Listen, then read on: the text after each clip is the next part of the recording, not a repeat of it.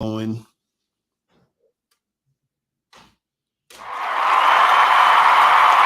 Are we on? I think we're on, people. I think we're on, people. Shout out everybody in the chats. Shout out everybody in the building. What's going on? So we get the phone lines up. Guys, calling numbers 516-371-224, 516-371-224. Shout out to everybody in the motherfucking building. Shout out to Aaron Summers, Black Wolf, King Ruler, Abe Braithwaite, Rude, what's going on? Monogamous player, Steve O'Baby. What's popping? Who else we got up in here? April MC in the motherfucking building. Shout out to you. Who else we got up in here? Shout out to Duke Alex. Also, shout out to my dude Joe Blast in the motherfucking building. Who else we got up in here? Shout out to Clyde Phoenix. What's going on? Who else we got up in here? True Savage in the motherfucking building. Call me Jay. We already got callers already? Hold on, I'm not hearing you. You're on mute. Hold on. Sorry. 50-12-2. What up? Rita Simone, what up? Leek Brimmer, what up? Yeah, but you know who it is early. You know who be calling. Yeah. All right, let him go through. Fuck it. This is going. And you know, and not for nothing, he this was the most he ever donated too. So shout out to him, man. What's up? Yo, Efosa, what's up, baby? I donated $7.02 each. Yeah. That's what's up. So let's go with you. So do you know why most hot girls are not related to material? They said it again? Do you know why most hot girls are not relating to material? It's like you about to tell a joke. I don't know. Tell me. He said, do you know what? Well, Efosa, where? Okay, listen. You're okay. I'm trying to. All right, listen. You got to be careful. You got to be careful because just because you said the word "why" at the beginning doesn't mean you're actually asking a question. It sounds more like you're making a statement. Why do you think that hot girls are not relationship materials? It's not going to ask questions and shit. Okay, I'm sorry. So ask a real question. Ask a real question. What's your issue with hot girls? What's going on? I'm saying that it goes with my girl. I'm saying simps are making it harder for us men to get with hot girls. I'm saying because of simps. You know what I'm saying? That's what I'm saying. The simps are making it harder. Okay, but what's your? It's not as hard as you think. Pause. But what's your question? Like where are you? Tell us about what's going on with you. Okay, for me, I can only get with girls who are 4, 5, and 6s, right? And I have these good times. Like the girls I fuck with, like some of them I found attractive. Some of them like most of the girls I don't even find some of these some of the girls out there that attractive. Like most of the girls I slept with are like 4s and 5s and 6s. Okay. And I never been above a 6 in my life. Okay, so you feel like you feel like you've never really been with a woman that you found really, really, really attractive. Yes. So I only been with 4, 5, and 6s. All right. So it's Monday. So let's think about last week, or let's say the month of January. How many girls did you talk to that you thought was an 8, 9, or 10? Here's the thing. There's not many 8, 9, and 10s in my area. Well, hey, listen, man, listen. You know what it is over here, man. We don't have any excuses, right? Because we're men. You understand? If we want something to happen, then we go make it happen. If we're looking for something, then we find out where it is, and then we go where it is. You understand? So we don't have no excuses over here. Yes. So if there's no 8, 9s, and 10s in your area, then what do you need to do then? I go downtown Atlanta. I go downtown. You go downtown, right? So have you been? When was the last time you've been downtown? Well, I have been downtown since last week. I have been downtown since last week. So when you was downtown last week, how many 8s, 9s, and 10s did you approach or try to talk to? Like when I try to play nothing intense, I get nervous. So bro. I said how many. When I ask you how many, that means all you got to do is give me a number, bro. Right. Okay. Only approach like 5 hot girls, all of them reject me. Okay, so you need to approach a lot more. You need to only talk to girls that you find really attractive, bro. That's what you need to do. You see, hold on. If you don't mind, then why are you calling me? Why are you calling me and asking me questions about hot girls then? If you don't mind. Because I want the autism woman. So you do mind. So you do mind. I want the autism woman. So you do mind. Yes, you do mind. So be honest with yourself, bro. Don't donate, call up and then lie to me, bro. The first thing you said was lying. I'm saying that I want to get girls who are 6 or other. I'm saying exactly. So the point is that you do mind that the girls that you're getting are not as attractive as you would like them to be. So if that's the truth, then you have to focus on what you need to do, which is talking to more women that you find attractive, bro. Mm-hmm. Yeah. So that means you need to go downtown more often, and you need to find the girls that you think are attractive and just focus on hollering at them. Just like when you see the girl with the Audi belly button and you went up to her and you told her what you like, same shit. You see the girl, you be like, hey, I've decided that you're attractive and I want to spend some time with you. When are you free? That's all you need to say. And if she says, oh no, I don't want to, no problem. Have a good day. And then you move on to the next one. That's all. Just stay focused, bro. There ain't nothing for you to be nervous about. Your name is Efosa. Your name is fucking Efosa. You get what you want out here because you go and get it, not because anybody's giving it to you. Exactly. That's good advice. Yeah, that's great advice. I'm Miles Cunningham. I know. You see like how I fulfill my purpose because I know who I am. It's the same thing you need to go do. Mm-hmm. Yeah. So if you want to talk to more attractive women, then just go do it, bro. Only talk to the ones that you find attractive. But the thing is, you gotta keep the numbers game. You have to make sure you keep the numbers game big. You got to make sure you talk to a lot of them. I know it's going to take a little bit more work, but if you want more attractive women, you have to talk to more attractive women, and you have to find out where more attractive women are. It is what it is, because the truth of the game is that not every woman is going to like you, no matter how she looks. Whether she could be a 2 or she could be a 9.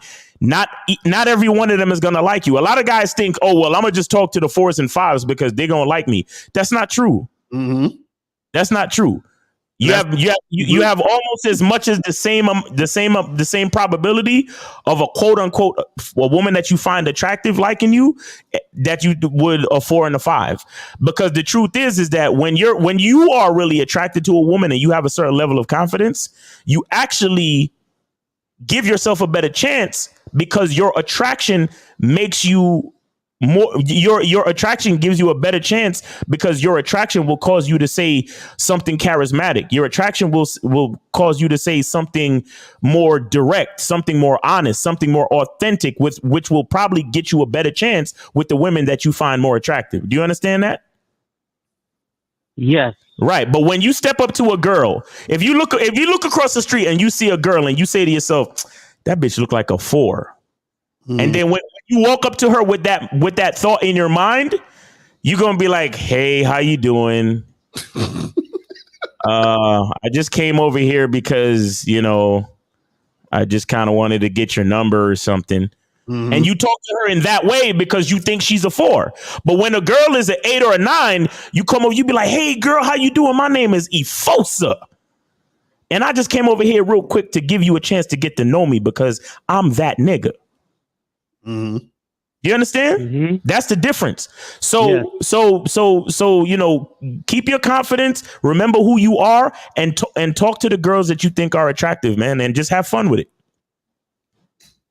Thank you. You're welcome, sir. Thank you for calling. Thank you for donating, bro. Appreciate you. All right. So, guys, remember, before we get into the show, all right, make sure that you guys go and get tickets, right, to the Green Things James. Make sure you guys get tickets. Myself, Miles Cunningham, Taekwondo, Kerry K. Zaggin, and Ron Wills. April 2nd, Definition of a Man seminar. Make sure you guys go and check that out. If you do not have tickets right now, you are fucking slipping, okay? You don't just get the fucking don't slip. privilege of being pretty in my world. No, I decided. Women are allowing most guys to earn the pussy instead of you allowing her to earn your non-sexual attention. A woman is beautiful, bro. I'm the one that put her in position to shine.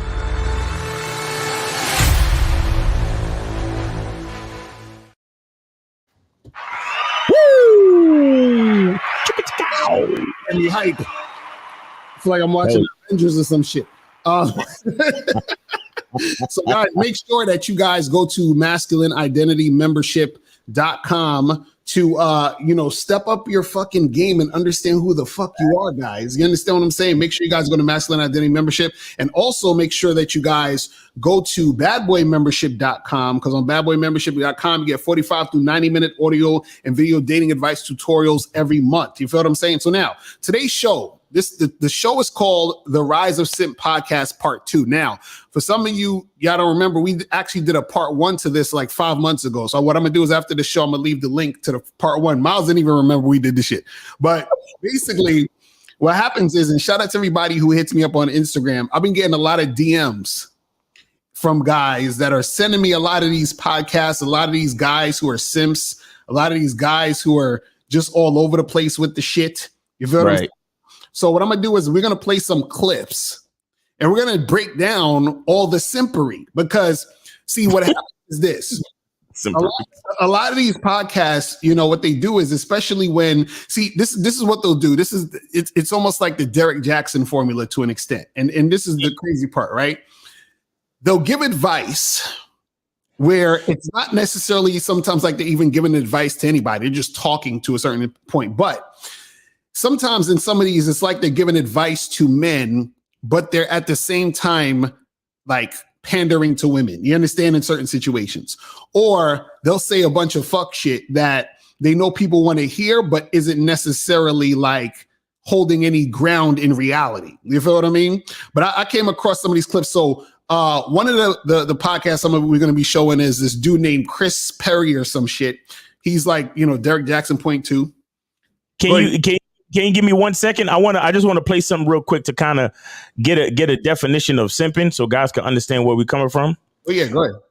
And I just want to say, I'm starting to get pretty angry that motherfuckers are going viral with shit we've been saying 10 years ago. But anyway, men or bullying men who enjoy doing nice things. All right, here it is. Simping is a serious thing. It sounds funny and it sounds like a way of maybe bullying men who are gentlemen or bullying men who enjoy doing nice things for a woman they love, but it's so much deeper. Simping isn't being a gentleman. It's looking for your self-worth in a woman. It's looking for your peace in a woman. It's looking for a woman to be the end-all be-all of your happiness, and every effort to try to make her happy is simply trying to lock down and secure the person you see as being the source of your happiness. Simping is actually an incredibly painful state of being, because you can never depend on another person to be your source of happiness, and whatever woman you're simping for recognizes that she is everything to you because you see nothing valuable in yourself. It's deep and it's intense. It's much more serious than poking fun at a dude who bought his woman flowers or lit a candle on Valentine's Day. Simping is a horrific state of being that's painful and lonesome. And anytime you help a man overcome that, it's not much different than helping anyone out of a dark, dark place in their life. Woo! All right. Shout out to my nigga. That was Savo right there. Kicking that fire. Shout out to Savo, man. That was some real ass shit. That's Savo? Oh shit, I didn't even know. I just like downloaded a reel. I could recognize his voice. I was like, that's Savo talking right there. Let me find out. He's going in. You know what I'm saying? So this is what we're gonna do. We're gonna play some of these clips, right? And we're gonna talk about these clips and break down the bullshit. You feel what I'm saying? So let's start right here. So this is this dude named Chris Perry or some shit. Let's check this out right here. A man who needs multiple women is very unhappy with himself. Having the attention of multiple women feeds his ego to cover up his insecurities. See, a real man doesn't need more than one good woman. He's gonna invest his time and energy into someone he sees a future with. An insecure man is gonna play with all these women's emotions for his own benefit and to boost his self-esteem. Facts.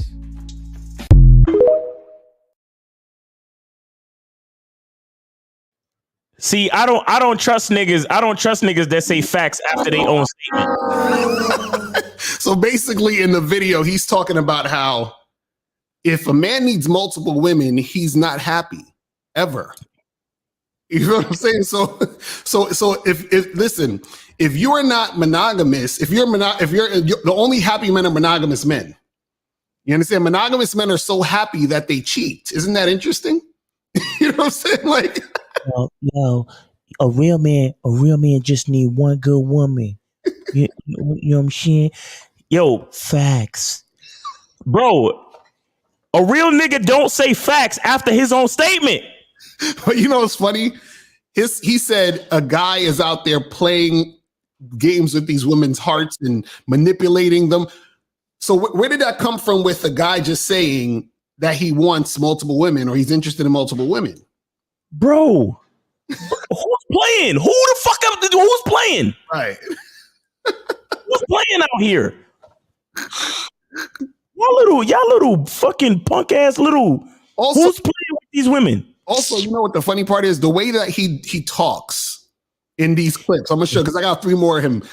Oh my God, no. He notice his tone. He sounds like, you know, like when someone's saying something they believe, Right? they have a vibe, energy. He sounds like he's reading off a script or he's just saying shit to sound like he's saying something deep. Like let's play this again real quick. A man who needs multiple women is very unhappy with himself. Having the attention of multiple women feeds his ego to cover up his insecurities. See, a real man doesn't need more than one good woman. He's gonna invest his time and energy into someone he sees a future with. An insecure man is gonna play with all these women's emotions for his own benefit and to boost his self-esteem. Facts.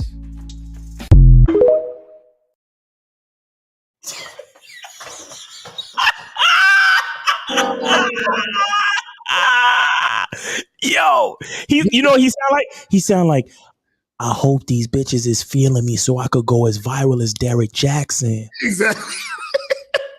Yo, facts. Yo, I hope, you know what I'm saying? I hope these women hear this.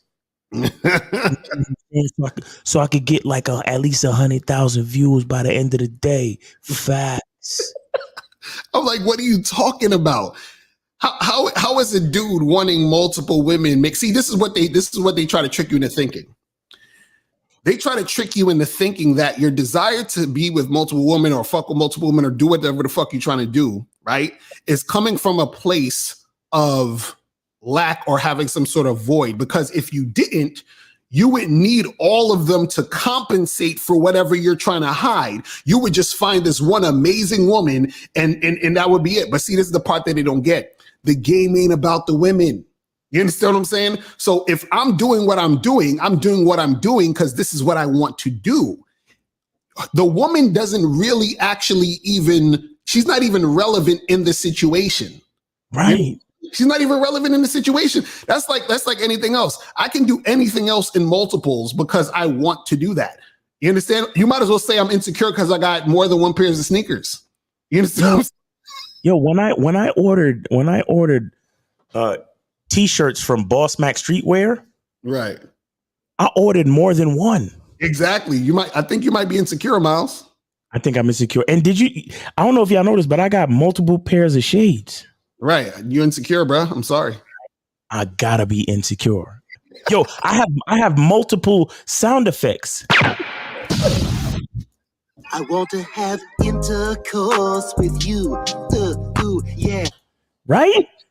I must be insecure, bro. Wait. We got one logo. We got 2 logos. Oh man, we must be insecure, bro. Exactly. I think so. Damn. So Dave G said, devil's advocate, a man actually doesn't need multiple women or one woman. A man needs himself. And if multiple women are on his page, he's up in the game. Correct. Well, yeah, that's what we're saying. This is what we're trying to say. The women don't matter. All that matters is what the man wants. And if he wants one or multiple, that's his prerogative. Right. You see what I'm saying? So, because look, the thing is this, is like, you know, what happens is they're trying to put this, see, when he's talking again, he's trying to put this value judgment on the situation and making it seem as if there's something wrong with the guy for wanting, you know, more than one woman. You understand? Because what happens is that they're trying to make it seem like it's some type of deficiency. You see what I mean? And that's not what it is. It's terrible. And a lot of them love to act like monogamy is like so natural. Right. Yo, I had a date the other day, and I was talking with the lady, and she said something about marriage, and I said, I ain't trying to get married. Right. She was like, you ain't trying to get married? She was clearly disappointed because she was attracted to a nigga. Right. But she was one of them chicks with an agenda, though. Mm-hmm. Her agenda was more important than her attraction to me. So it is what it is. I mean, we still had a good date, but she was like, but marriage is a gift sent from God. Oh my God. That's exactly the fucking sound that played in my brain. I was looking at her like, you just lost on The Price is Right, bitch. Right. Like you're done. Marriage is a gift from God? Marriage is a gift from God. Really? Hilarious. People are freestyle. People are look. Christianity's cool, religion is cool, but ain't nowhere in there that God said niggas had to get married and be monogamous and sign some paper. Like, let's be clear, guys. Like, stop fucking around. Let's not be idiots out here. Now let's watch the second clip from your boy Chris. Let's check this out. A man needs to love a woman more than she loves him for a relationship to work. 100%. If a woman loves a man more than he loves her, and he's not more physically and emotionally invested, it will never work. Men have to want you more than you want them. They have to love you more than you love them. And that's gonna show in his effort and how much work he puts in. When a woman loves a man more, she's throwing herself at him, and he's not really putting in any work. He's not invested the same. He might seem like he cares at first, but eventually he's gonna lose interest. Bottom line, the more work a man puts in truly defines how much he loves you, and he's gotta love you more than you love him for the relationship to work.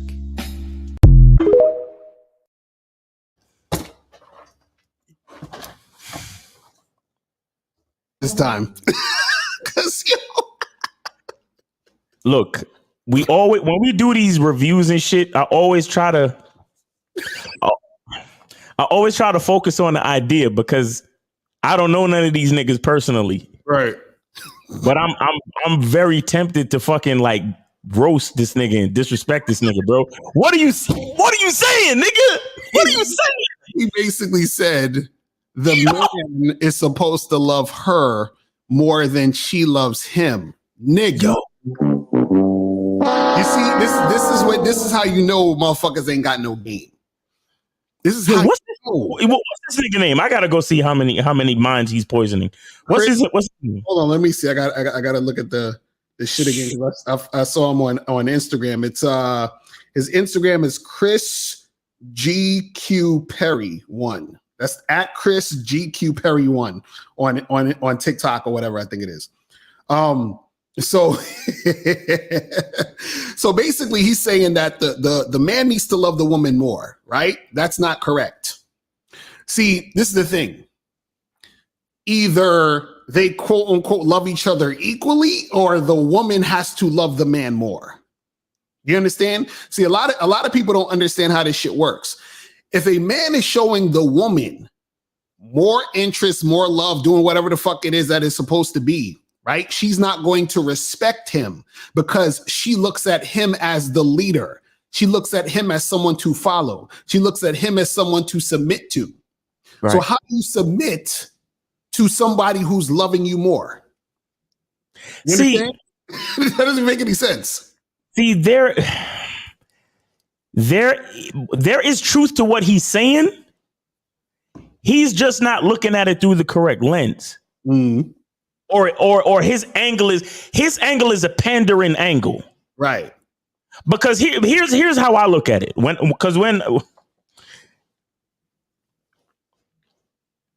a man, I tell you guys, man is the closest thing to God, right? A man's love is always going to be more, in my opinion, is always going to have more of an impact than the love of a woman. Because a man's love includes emotion and logic. You understand? When a man decides to protect, provide, and deal with a woman and give game and leadership and guidance and all that shit, right? That's heavy love. That shit is heavy. Right. Now, in that type of way, I can maybe say that he loves, like in a lot of ways, a man is always gonna love a woman more than right. You understand what I'm saying? Right, but he's talking. You know what he's talking about, though. Exactly. He's talking about some emotional love, though. Exactly. He's damn near talking about being in love with the bitch. Like, no, sir. Right. And when I think about a man and what a man does and what a man is, that's exactly why I need more than one female in my life, bro. That's a fact.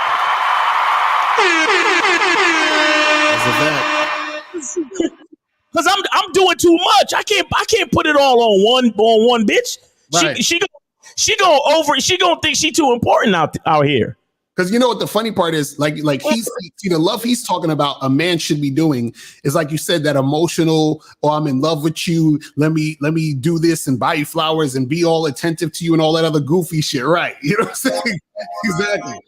But what you're saying, which makes exact sense, is that the way that God loves his children, he's always going to show more love than the children showing. So as a man, yes, you'll show more love to the woman, because in order for a relationship to work, a man has to love the woman more for the relationship. Yes. But you have to love her like a man loves and not like a fucking simp loves. See, he's talking about loving like a simp, and that doesn't work. You see what I'm saying? You got to love like a man.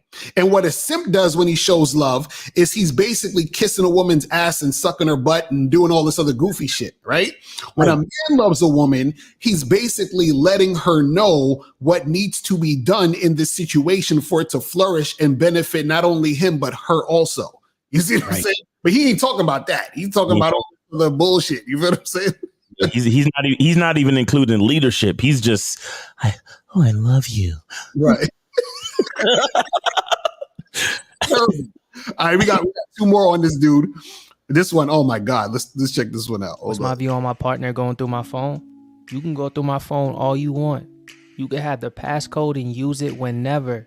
You know why? Because I have nothing to hide and it's just a phone. I feel like if you're hesitant, it's because you're hiding something. If I'm in a serious relationship with you and we're growing together, what's mine is yours. Some women been through a lot, and I understand trust is built. There's no secrets over here. There's no hiding anything. And I'm gonna do whatever to make sure you always feel comfortable.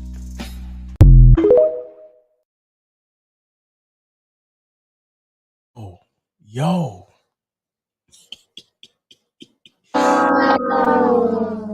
Yo, listen. You know, that's a talent right there. I gotta admit. It's a talent to be that full of shit. It has to be. You know what I'm saying? He's like, yo, listen, you can go through my phone because I have nothing to hide. And yes, whatever. Listen, guys. Let me tell you something about a relationship. When you're in a relationship, right, that does not mean your individuality is gone. You understand? See, what you guys got to understand about your phone, and even your girl's phone, whoever's phone, this is privacy. You understand what I'm saying? This is privacy.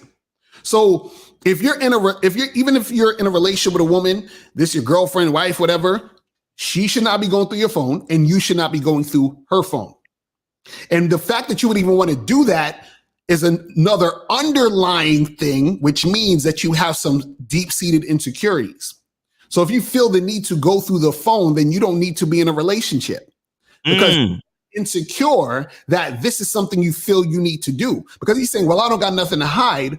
But on the flip side, you have issues, which is why you want to go through the phone. You see what I'm saying? Like, this is nonsense. Look, thankfully, Chris GQ Perry, he has 17,000 subscribers, 35 videos. His last actual video called The Narcissistic Man Part 2 was posted 8 months ago. Mm. And his last short was posted in January 8th. Mm. So I think he was trying to, and he also does what looks like R&B music or some shit. Right. So possibly he was trying to pander to his female constituents or some shit. Right. And he just and is that's like, why he's talking this shit, because bro, no. No, bro. Terrible. But we got one more video on your man Chris. We're gonna play this one and then we're gonna check this out. Is that his music or some shit? That's his music playing, yeah. Oh yeah, he trying to sell them records. Let's watch this last one with Chris. Let's check this out. Men aren't obsessed with women anymore, and it's weird. These men are more into themselves than they are women. They expect a woman to buy them flowers and chocolate. In their mind, they're the catch, and women should chase them. But that was never how it was intended to be. As men by nature, we are hunters. Women are the catch. We gotta put the work in. But these men are too self-absorbed, and they expect a woman to do everything.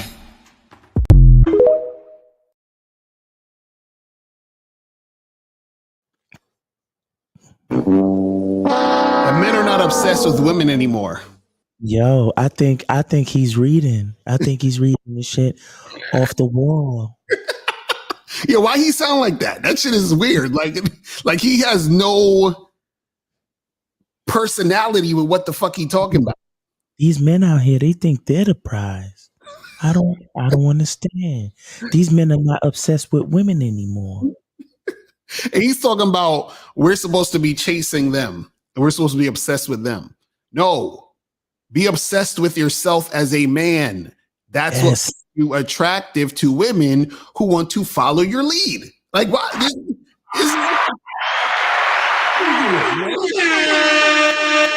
See, this is what guys don't get, right? You can pursue a chick, but a chick actually is supposed to chase you. This is what guys don't get. Right. When you pursue a woman, right, what you're doing is you're letting her know, you're giving her the opportunity to be in the situation.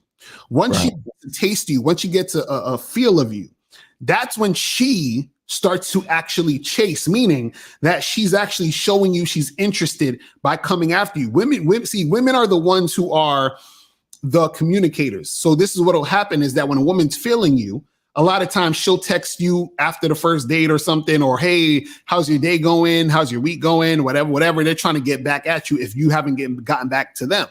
You understand? So that's her chasing the experience. She's experienced a man and she wants to get more of that. You see it? For a man to be chasing a woman, he doesn't understand his value. You understand? Because the man who's the leader, why would he be chasing the follower? Does that even make sense? How do you chase the person who's supposed to be following you? Does that even make sense? It's like, it's retarded. This is like stupidness, man. Craziness. I tell you, this shit is hilarious. But anyway, so the next few clips, this is from a podcast called Man Enough Podcast or something like that. And now it's just gonna get worse. Okay, I'm just gonna let y'all know now it's gonna get worse. So basically, this next clip I'm gonna show you. I want to brief y'all on these next clips before we even get into it. So next clip I'm gonna show you is from this podcast called Man Enough. So in the clip, the guy is asking the woman what makes her feel like she's capable to talk on man issues, or why should she be involved in man shit? Okay, so let's check this out real quick. What makes you qualified to have a discussion, to be a voice where men are talking about, it's called Man Enough. Mm-hmm. What makes you qualified to be a part of that conversation and have a voice? The same thing that makes you the most qualified to have a conversation about whiteness. That you as a black man understand whiteness far more then I understand it, or Justin can understand it. What a great answer. And it's not to say that it's your labor or your work, but you I actually can teach us way more about it because you have had to deal with it every single minute. When you're the oppressed group, you know everything about the oppressor. You know things that they don't even know about themselves.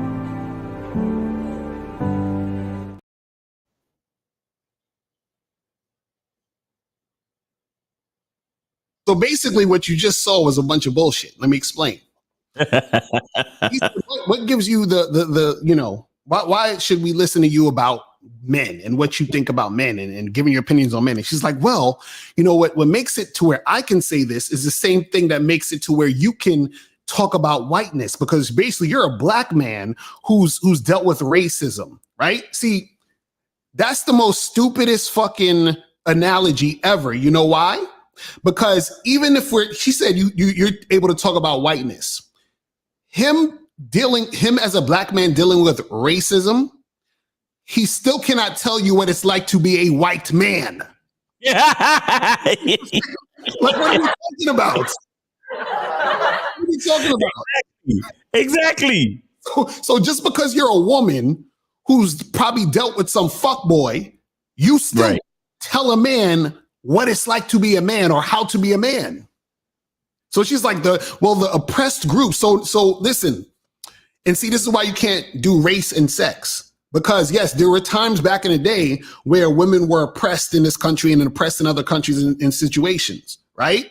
But what happens is that when it comes to, in general, men dealing with women on a dating, romantic, sexual level, it's not an oppressive situation where we're trying to get together and make shit happen.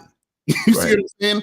And so she's saying, well, you can tell about whiteness because, you know, you're a black man.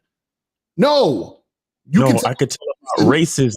Right, but I can't tell you what it's like to be a white man and to be a white man dealing with certain things in certain situations. You see what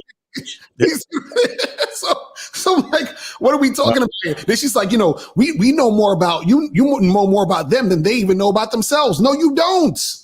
You can never know more about being a man than a man. This is ridiculous. You see, like, what are we talking about here? And I'm so mad with the nigga with the man bun talking about, well, that's a damn good answer. That's a damn good point. No. Oh, man. Oh, man. And you have any more with Man Enough podcast? Yeah, we got 3 more of these niggas. Oh, the Man Enough podcast. Them. Oh my, yo. The worst. Them niggas, they want to cry about everything. Exactly. They're the worst offenders. Like he the type of nigga, if he mistakenly pisses on a toilet seat, he gonna cry. He gonna go to his girl and be like, I'm sorry. My oppressive penis pissed on the toilet seat. And I know because you're oppressed, it takes you hours and hours to clean. Yo. And I just went ahead and messed it all up. This shit is so crazy because, like, okay, you're the woman on the podcast input about men, but you're saying the reason why you have knowledge about men is because you're a woman that's dealt with men. So all you can really tell us is your perspective as a woman dealing with men. But how does that help a man coming to the podcast to understand masculinity? Doesn't make any sense. You know what I'm saying? But anyway, but let's go to this next clip. So the next clip on this Man Enough podcast is this woman basically talking about the difference between, you know, empowered guys want to empowering their daughters, but then not want to empowering their spouse or some shit. We'll look what they say. I mean, this is backed up by data, right? That men want very empowered daughters who are assertive and confident. But when it comes to their wives, they're less comfortable with those qualities. They actually want a woman who's more, submissive or more less commanding, less assertive. And that disconnect, your daughters will feel, right? And your daughter will not learn to respect herself as a woman by you. I mean, you should be respecting her, but the best way that she will learn that she is valuable as a woman is to see you value a woman and see you value her mother and other women in the world.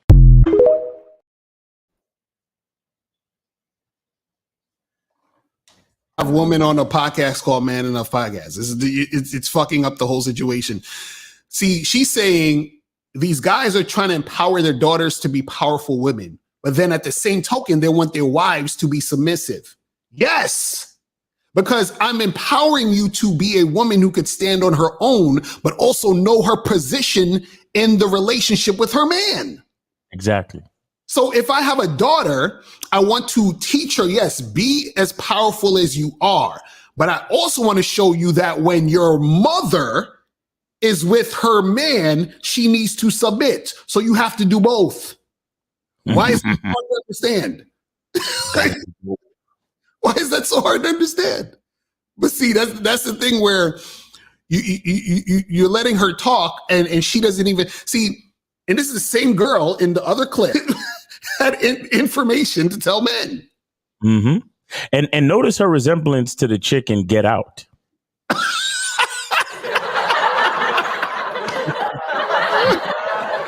I'm just joking around, but she do look like her. But anyway, so they asked me this on my Discord this morning because I do these morning conversations on Instagram Live. Miles in the game on Instagram. If y'all want to join us Monday through Friday in the morning time, anytime between like 9:30 to like 10 something, that's around the time I do it. But anyway, they asked me this question this morning, Lakari, and I wanted to get your answer to this question in reference to game and all that. Right? If you had a daughter, what would you tell her?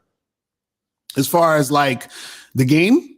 As far as, what kind of game, as far as relationships and dealing with men and this and that, what would you tell your daughter? Like, since she talking all that shit about empowering your daughter and shit, like, what would you tell your daughter? I would tell my daughter to find a strong man to follow. That's what I said. Right. So meaning if you want a relation, like if you want an actual good relationship, find a strong man to follow, because then you'll basically get everything you ever fucking wanted out of a relationship. Yo, you know what I said? I said if I had like a 6, 7, 8-year-old daughter, even if she's in the playground, I said play with the boy that has a plan. Mm-hmm. Exactly. Like, ask him. So what? So what are you gonna do in the playground today? Play with the boy that says, all right. So first I'm gonna hit the slides.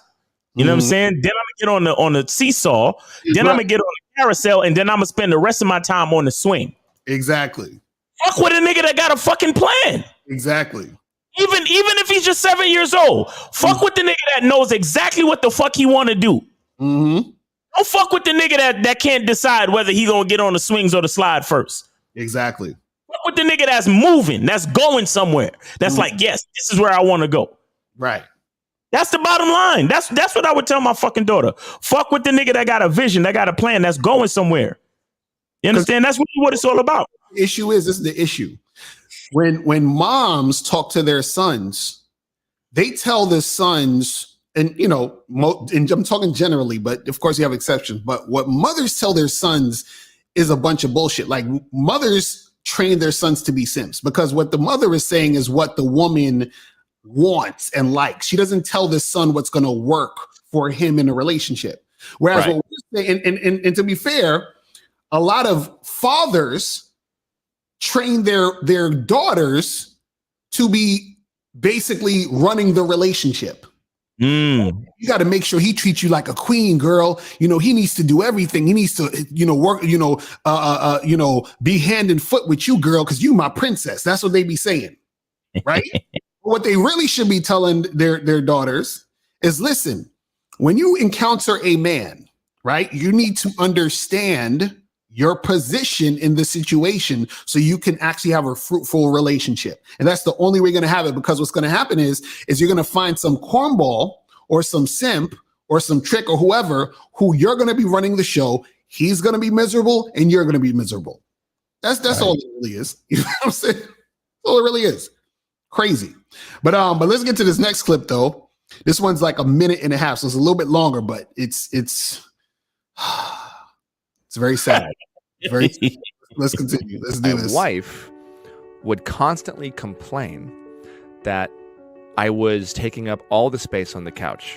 Like, she talked about me like I was a puppy that didn't know he was a Rottweiler. I just was like, oh, but I thought I just wanted to be close to her. But in reality, I'm like sitting like this, and then she's confined to just the corner of the couch. And she's like, what are you doing?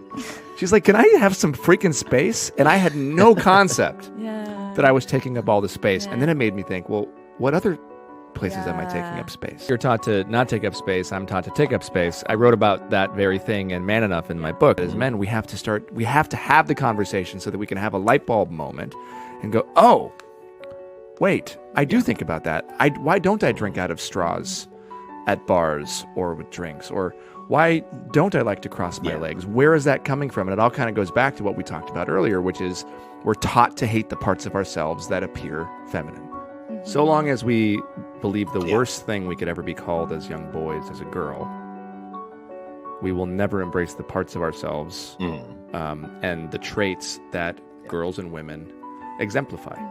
But we got to remember that we have those same parts, right? They're also traits compassion, of boys. empathy, sensitivity are not exclusive to women. They're not gender specific. They're biological. We all have them.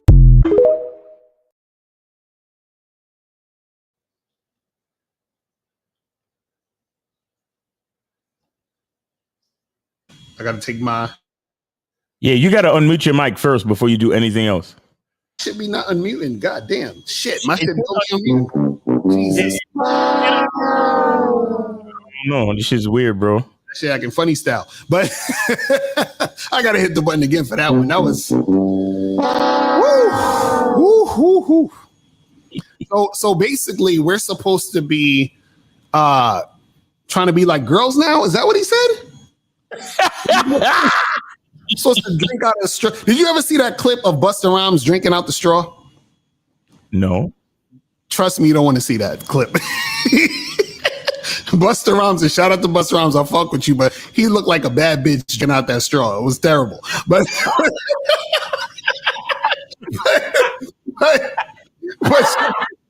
yo, he's talking about crossing your legs. And see, what you got to understand is this: men and women have masculine and feminine energy within us. That does not mean that I got to cross my legs, snap my fingers, and fucking suck my teeth. What are we talking about? Yes. You know what I'm saying? Exactly, right? Yes. Yes. Yes, queen. Yes, queen. Yes, queen. Yes. You know what I'm saying? Like, what are we talking about here? Like, why? Like, so. Okay, you're taking up a lot of space. Guess what? I'm a fucking man, bro. I take up space. You know what I'm saying? Like, that's what it is. You know what I mean? Like, what are we talking about here?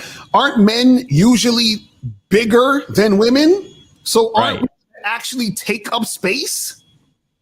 What are we talking about here? Like, what's the issue? Now, it's not to say that I can't give you some more space, or I'm a hog the space, but I'm gonna take up space. I'm a man. Like, what are we talking about here?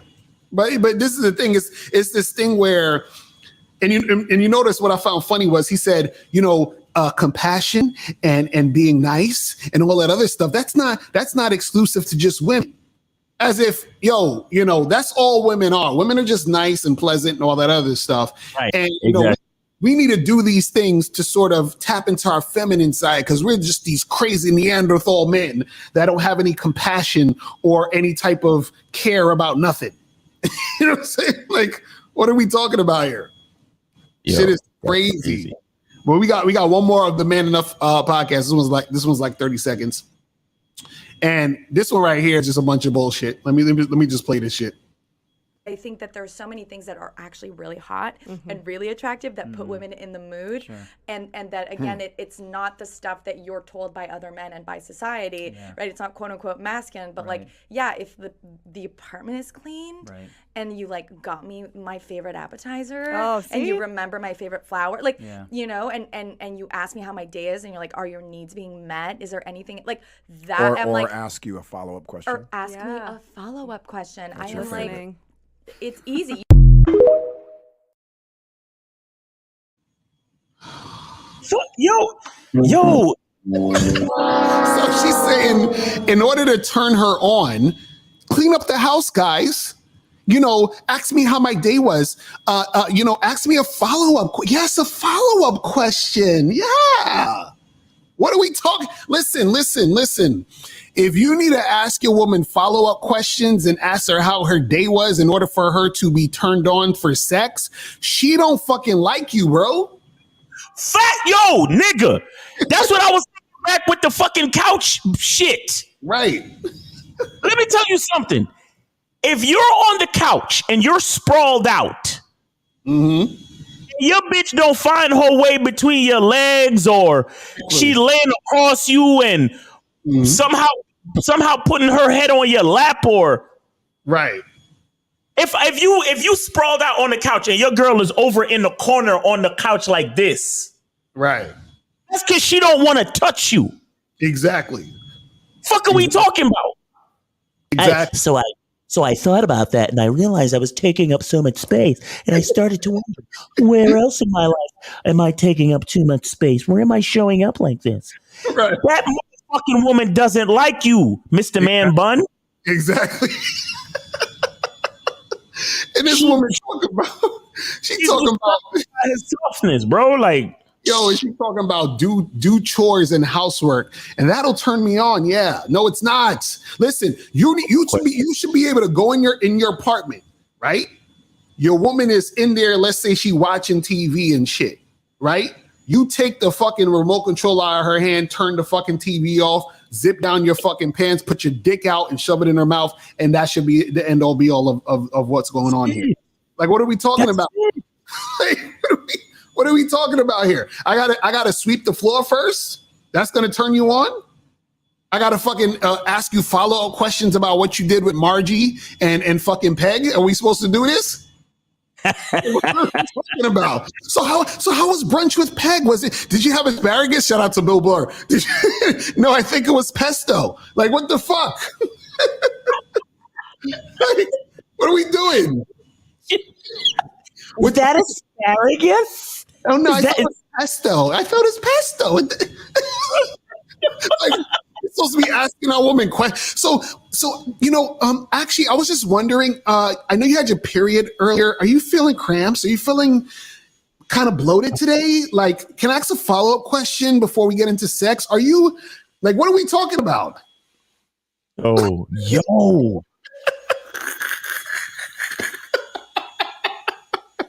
Yo, I swear. And she was the one who said she could give advice about men or teaching men shit. Wasn't she talking about, well, if, you can talk about whiteness because you're a nigger and, so therefore the women can talk about men because we know more about men than you got. Like, what are we talking? This is crazy. This is crazy. Yo, I would love to be a guest on the Man Enough podcast. Oh my God. That should They would never let you on, bro. They would never let you on. Guest on that show, man. Like, what are we talking about here, man?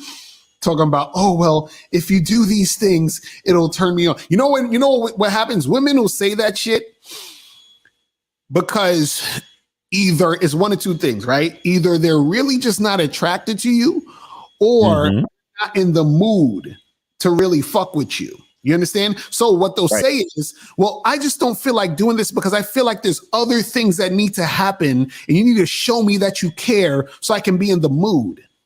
You understand? That's the issue with it. You understand what I'm saying? I bet don't like you.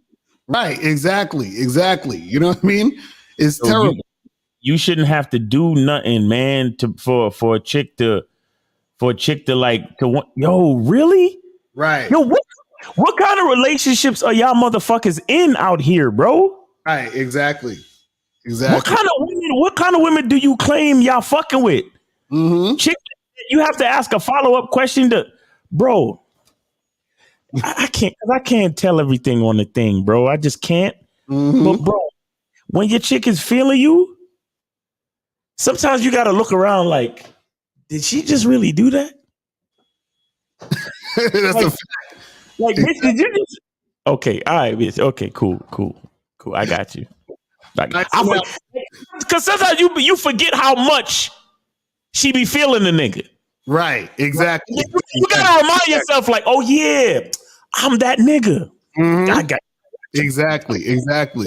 So now the last clips, I got 3 clips. So the last 3 clips is from the Lapeef Network, right? So I'm sure some of y'all watch their stuff. But I found these clips and I was just like, man, this is funny. So I'm gonna play this clip real quick, and it's a clip where they're going in on this girl, sort of talking about, like, you know, why aren't you married? You feel what I'm saying? But let's watch this clip real quick. Why are you not and then married? we'll get into this. No one has married me yet. You haven't had a proposal? Oh wait, you went out a little bit. What'd you say? I said you haven't had a proposal yet? I have. Why didn't you accept? We weren't compatible. But you dated him to the point to where he actually asked you to marry him. And you accepted the ring. I did. So you were dating him up to the point to where he asked you to marry him, but you weren't compatible. So you didn't realize that before you continued the dating process. Why did you accept the ring? You can be compatible with someone in friendship, but not compatible with them for a lifetime. You accepted the ring, though. So wait, Mr. Yeah. Hold on. You have to date in order to find out things about people. That's usually the process. I got engaged.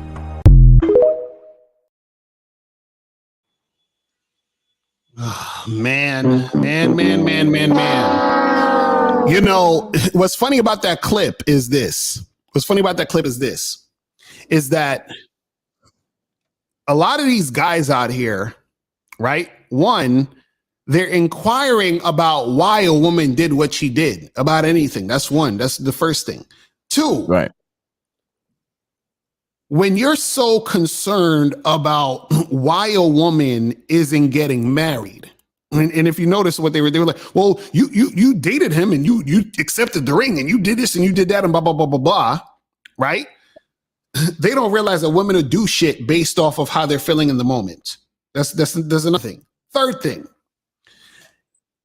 as a man, why do you really give a fuck about a woman marrying you or wanting to marry you? And what I mean by that is this, is that if you have such a desire to get a woman to marry you or want a woman to marry you or want women to marry and all this other shit, right? What that essentially means is that you're extremely concerned about keeping a woman, right? Men with game aren't concerned with keeping women because men with game have women begging to be kept. You see what I'm saying? So this is what dudes do.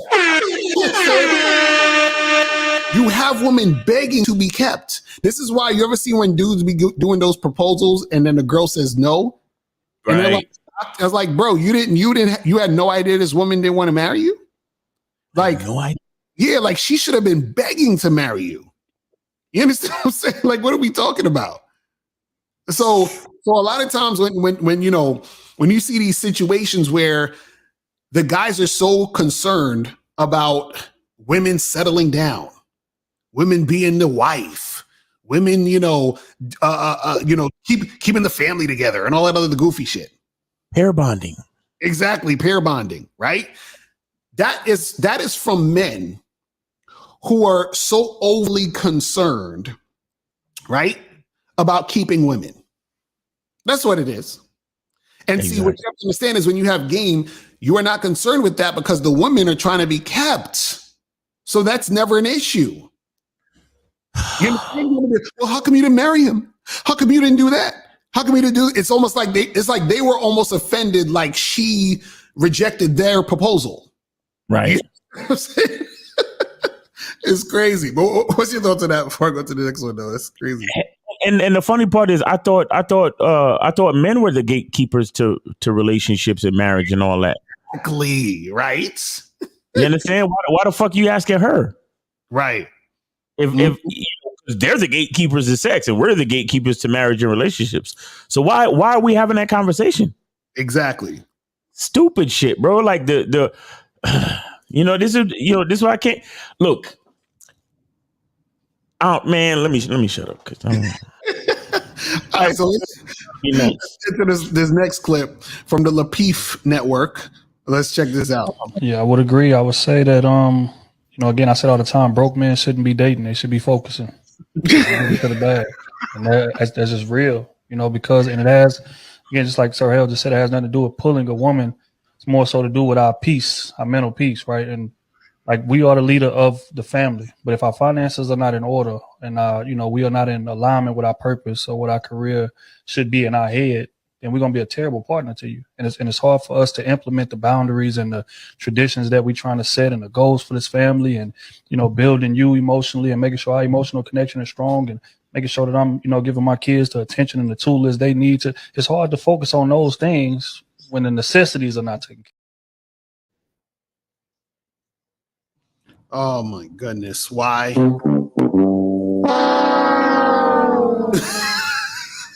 So basically he said broke men shouldn't date because when you're broke, it's hard to focus. And if you can't focus, you can't focus on the family and the things and the that and all that other stuff. Right? Go ahead, RC. You ready to go? You got to focus on your purpose, bro. Right. You got to be about your purpose, man. You can't be messing with these girls, bro. Got to be on your purpose, bro. Right. Basically, that's basically what they're saying.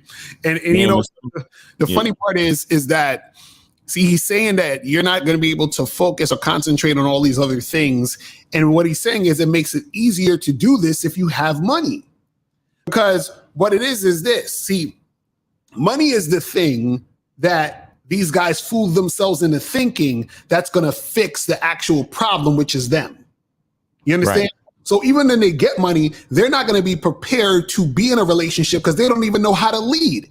And they don't know how to lead because they would have known how to lead without money in the first place. So if you're thinking that by getting money, that's going to make you a leader and know how to actually run a family, you're fooling yourself. You're just going to be a guy who doesn't know how to run a family with money. You see what I mean? So dude's talking about broke guys shouldn't date, right? The thing is, you actually should date when you're broke because that's training you to use yourself and not use money as the crutch when you're interacting with women. Exactly. Use your charisma, your confidence, right, and all the interesting things about you that's free. Exactly. Yeah. Which shows a woman, which shows you that a woman can follow your lead, respect you without any of the extra shit, which means she actually fucks with you, not your money. She fucks with you, not all this other extra shit you got. But dudes don't get that shit.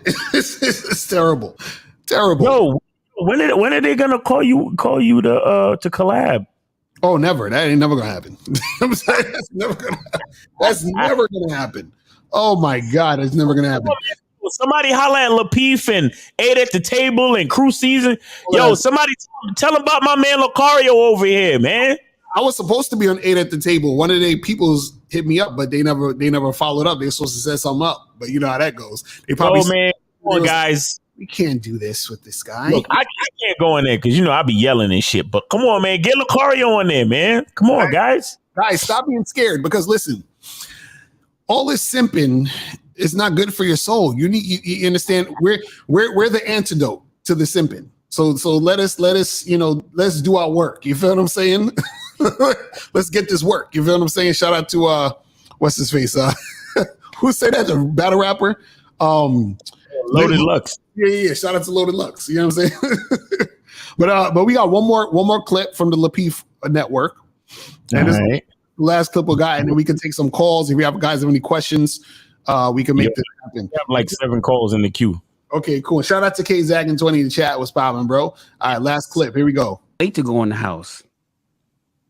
Is typically the ones that have a wife that he knows that she's gonna bring him something and help him decompress from that day. You hear it all the time, man. You know what? I worked all day. I had a hard day at work. You never know. Men are out there doing stuff. They get up in the morning, they go to the job, they clock in if they're on wages or maybe their salary. They get to their office, they finish working on that project they was doing yesterday, and they're crunching numbers. And then somebody called out, and they figuring out stuff. They figuring out to make the world go round, to keep the lights on, and to make sure that this foam thing is created to cover our microphones. Men have to do that stuff, and then they get home. And they sit in the driveway for an hour before they go in the house. Because oftentimes, they go in there and have to deal with a woman who's making his life harder. Oh my God.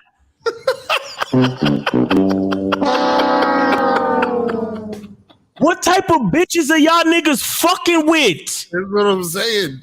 That's what you actually married a bitch that makes you sit in your driveway for an hour before you enter the house? Right. Yo, these niggas, they scared of their woman. Yo, let me tell you something. Yo, you know what nigga like me would do, bro?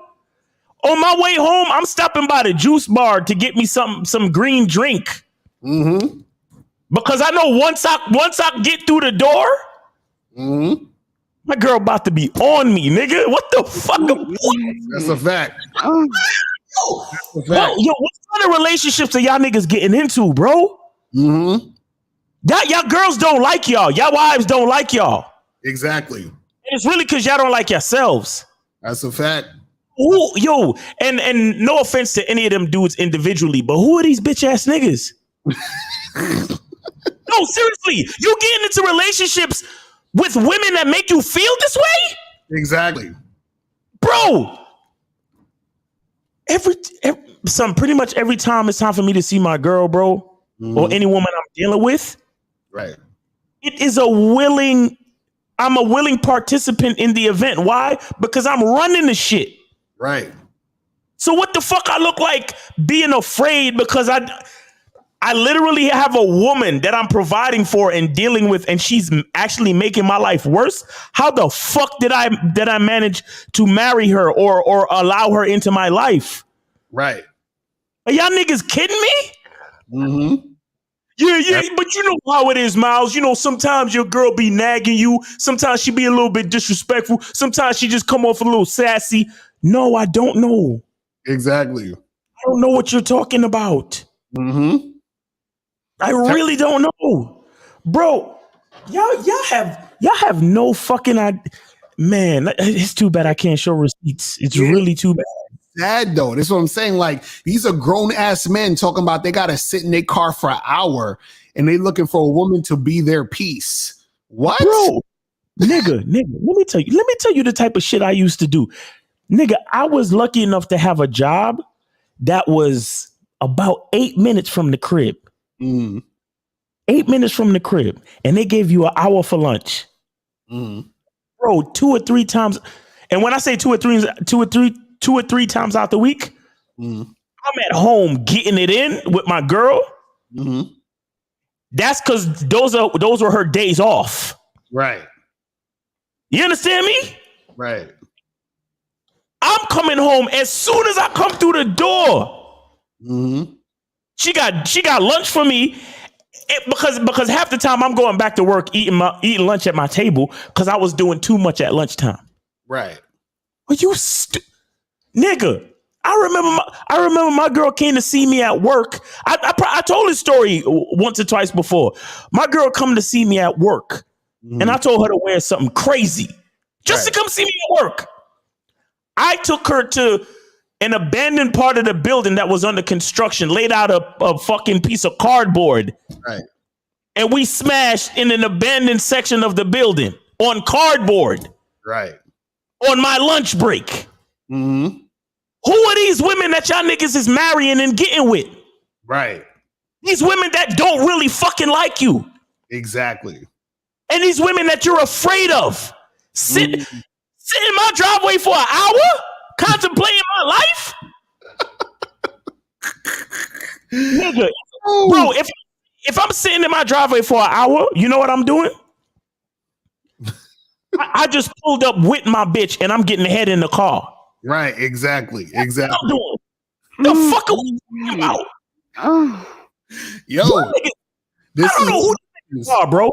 This is what happens when dudes come out with these simp ass podcasts, right? Exactly. Sour bitch free. That's a fact. See, this is what I don't get. You're a grown ass man. Why are you scared to go in your house? Why you gotta sit there and mentally prepare yourself to deal with this woman? And why would you put that woman in position if that's how you feel about your chick? If this is the relationship you have, why you haven't? And shout out to Drew. He said these the same dudes be defending monogamy. Exactly. Exactly. Because listen, this is not, we didn't say this shit. They said this shit. They're saying this stuff to thousands of motherfuckers. You understand what I'm saying? They're the ones saying this shit. You know what I mean? So it's like, bruh. And the funny part is, exactly, it was like, you should be looking for a new place to live. And the funny part is, this is normal to these guys. That's the part. You notice that none of them was like, looked like they were shocked about what he said? It was like normal. Yo. It's normal. Yo. How it is, bro. You know, sometimes you gotta sleep on the couch because your girl be tripping. You know what I'm saying? You gotta. When I go see my lady, bro, we gotta stop and say, "Hey, so how you doing? Everything good?" Mm-hmm. Because it's too. Soon as I come through the door, it's too much going on. Right. Y'all not living the life that y'all supposed to be living, bro. Y'all niggas is faking the fun. God is mad at y'all niggas. That's a fact.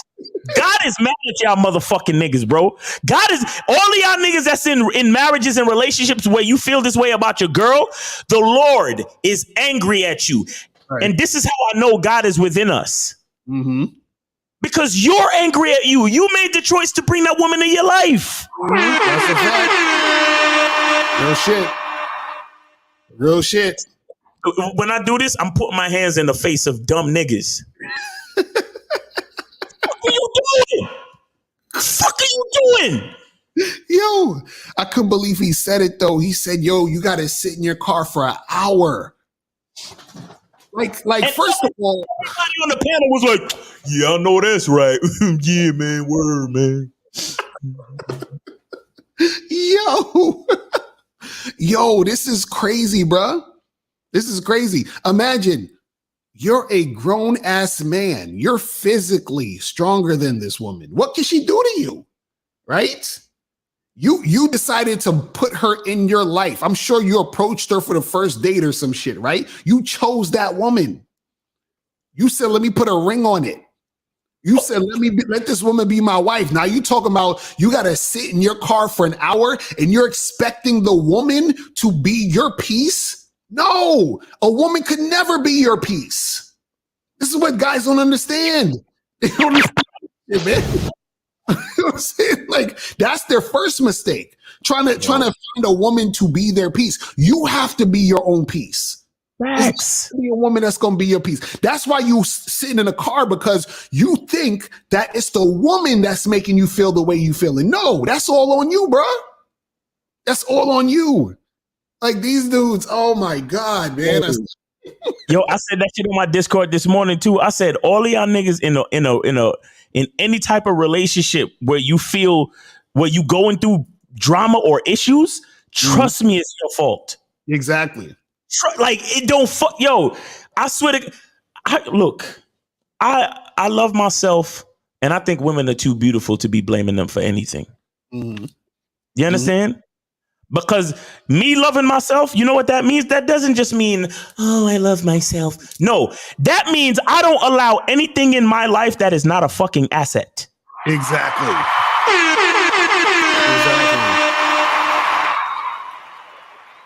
What the fuck are y'all niggas?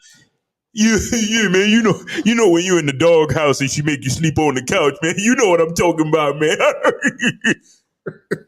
Yeah, man. You know, man. I had to stop because I was on my way home, but I was like, let me stop off at the bar, and get me something to drink, because I ain't trying to hear my old lady's mouth all goddamn night. You know what I'm talking about, right? Fuck out of here. I don't know. I be looking at niggas like, no, nigga, I don't know what you talking about. Exactly. My woman love me. Mm-hmm. That's a fact. You want to know why, bitch ass nigga? Because I love me. That's a fact. Real shit. Real shit. That nigga said, yo, I gotta stay in the car for an hour. And I bet you he paying the bills in the house. And he's staying in the car for an hour, hiding from his woman. He's like, they doing that fucking Key and Peele shit. He's like, I said, bitch. You call her bitch. You actually called her a bitch though. You said bitch though, right? Yeah. Cause I'm the man, right? Yeah, right. You're the man. Right. You're the man. Guys, listen to me. And look, I know what we're saying sounds super ridiculous, and it sounds like we're going against the norms of society. But I don't care how many sitcoms you watch. I don't care how many romantic comedies or movies you watch or whatever, where in the sitcom, the wife she controls everything and she nags the husband and she makes him sleep on the couch and she disrespects him because he's just a bumbling idiot. Do not fall for that narrative. Mm-hmm. You are a fucking man. Exactly. If a bitch is not on your page, if a bitch is not showing respect first, mm-hmm. and then love and attraction and wanting to do what you want, you have no business fucking with her. Exactly. And that's all it is. You get with women who, we talk about it all the time, compatibility. Compatibility, not acceptance. Well, why do I want to be with a woman that just accepts me? Mm-hmm. I want a woman that I'm compatible with, meaning that shit fits together. It fits together.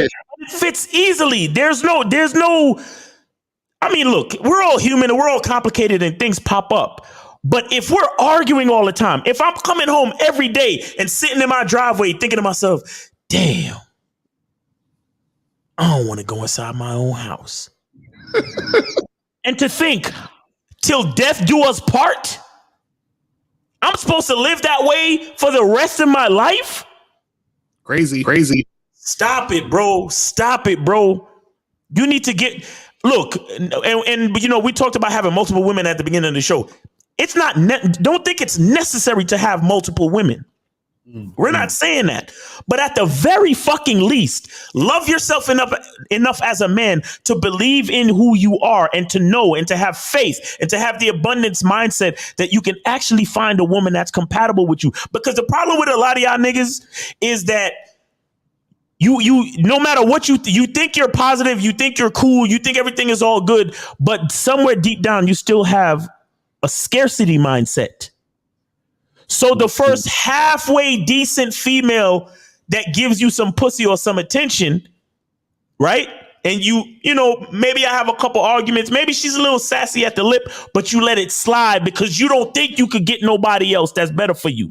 You don't think you could find a woman that's compatible with you, that can actually see your vision and actually bring peace to your life. You don't think that can happen. So you're like, you know what? I'm gonna just, she cool enough. You know what I'm saying? She ain't pull a gun on me yet. So that's a plus.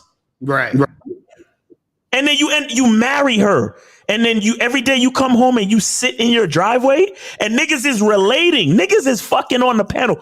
Yeah, man, I know that's right. Yeah, you know what I'm saying? No. Bro, I'd rather be alone. Exactly. Because look at the fucking the precedent that you set. Imagine that's the way you feel about your wife, and then your son and your daughter sees the leader or what should be the leader of their family behaving this way with this energy. Right. That shit is so sad, man. That shit is sad. Terrible. But we got any calls? Let's get to the call. Yeah, let's get to the calls. All right, 516, man. 516, you on live with Lakari and Miles, name, age, city, and did you donate? 516. Yeah, what's going on, guys? Thanks for taking the call. My name is Jay. I am 27 from Westchester, New York. All right. And I did donate. All right, appreciate you, bro. That's what's up. So what's good? Yo, yeah, so I just had a quick question. Basically, I just want to know what are some sexual questions that you can ask when you're interacting with a girl, either on like FaceTime or on a date, that can basically be a segue towards you getting sexual with her. I mean, let's say you did a little flirting first, and now you want to ask some sexual questions? Well, the thing is, I talk about that a whole lot. Actually, on this thing that we got, it's kind of new, so I don't know if you heard about it. It's called the Bad Boy Membership. So if you go to the Bad Boy Membership, I have programs on there that teach you how to do that exactly. You feel what I'm saying? I teach you how to get on, how to ask questions and have conversations that lead to sex. You feel what I'm saying? But I'll just give you a little tip right here. Pause. So the thing is this, right? I'll say this. When you're having conversation with the woman, right? What you want to do is that you want your conversation to flow in a direction where it seems natural for you to get into that conversation. You understand? Right. That's the simplest way it works out, because what happens is that it flows naturally in the interaction. You feel what I'm saying? Now, for example, let's say if you're talking to a chick or whatever, y'all on a date and all this other stuff, and let's say y'all were talking about, I don't know, I'm just going to say something random, like you were talking about some movie or some shit that just came out or whatever, right? And then you say, oh, did you see that new, Michael B. Jordan movie or whatever, the Creed movie or some shit or whatever? And she's like, oh, yeah, I really liked it, because like it was really good and blah, blah, blah. And you'd be like, come on, you didn't like that shit. And she was like, yeah, I did. I'm like, listen, I know why you liked it though. She's like, what you mean? I know you liked it because you like dudes that look like Michael B. Jordan, right? And then she was like, no, what you talking about? I don't really like that type of guy. I'm like, okay, yeah, I know you don't like that type of guy. I know what type of guy you do like though. You feel what I'm saying? You see how I'm bringing it towards saying that she wants to fuck with me. So the next thing I say is, yeah, I know you like the type of guys that look like me, right? So then she might laugh or she might whatever. But now I'm taking the conversation from the movie to bringing the focus on her liking me. You see what I'm saying? So what happens is that when you're having the conversation, if you're making it a natural progression towards that topic, then you get to the topic with it seeming seamless, where you're actually just having that conversation and it leads there. You see what I'm saying? So all you need to do is think of ways to lead yourself into the conversation of sex, flirting, or whatever, and then it gets there. Once it gets there, you see how she's responding to that conversation or interaction. You see what I'm saying? Yeah, I got you. And what programs on the membership would you recommend for that? If you're able to tell me. I am on the membership though. Yeah. So definitely check out the Art of Flirting. Check out How to Build Sexual Tension with a Woman. Check out the program where I talk about ways to seduce a woman with your words. There's a lot of different ones on there that have different aspects of how to do that type of shit. Exactly. Deep Game Part 2. All those different things on the membership will teach you different things of how to have conversations, how to flirt, different ways to get into those conversations, exactly how to have a tight mouthpiece. That it teaches you ways to make that happen. Because all you really need to do is get the conversation to that point. You understand? Once you get to, and you can do this with anything. Just like if I was trying to sell you my book, right? And let's say we was at a party, I might go up to you and be like, bruh, yo, you see how many bad chicks up in here? You know what I'm saying? And you might be like, yeah, the chicks is bad over here. Why you ain't talking to none of them? You know what I'm saying? Like, I'm warming up or whatever to talk to them. Be like, yo, listen, there's actually an easy way to talk to these chicks. And then you'd be like, what do you mean? Well, look, I got this book right here. You see what I'm saying? Like, I'm just leading the conversation to the book. Right. So anything you want to do, just lead the conversation there. That's what you got to do. Caller. Yo, are you playing the show in the background? It's muted though. That's kind of weird. Yeah, I'm hearing the feedback. But anyway, listen.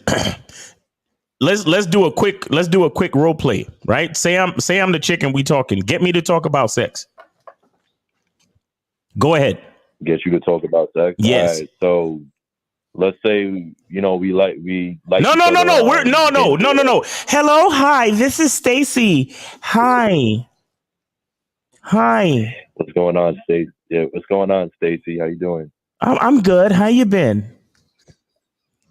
I'm good. I just wanted to come up and talk to you because listen, I saw you earlier today. I saw that smooth mocha skin you had. Yeah. My nice skin is pretty mocha. It's pretty mocha. I take care of my skin. Yeah.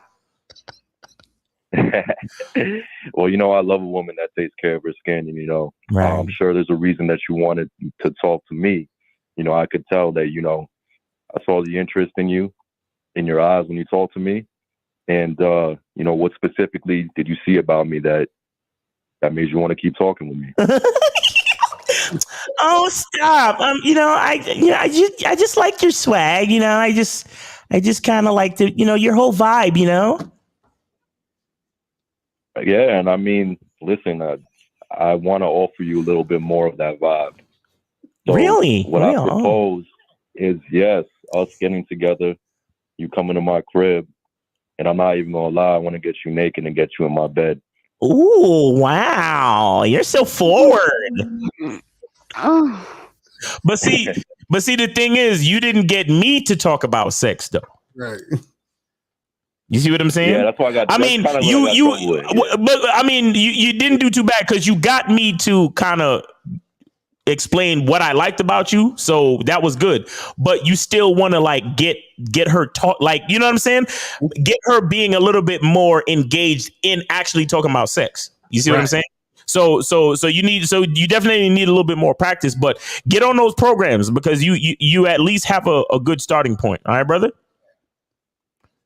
Yeah, man, and just one last thing too. I mean, one question I usually go to is asking them like if they are more of like a light switch or like what do you call it, or like a rotary dial in terms of like being turned on.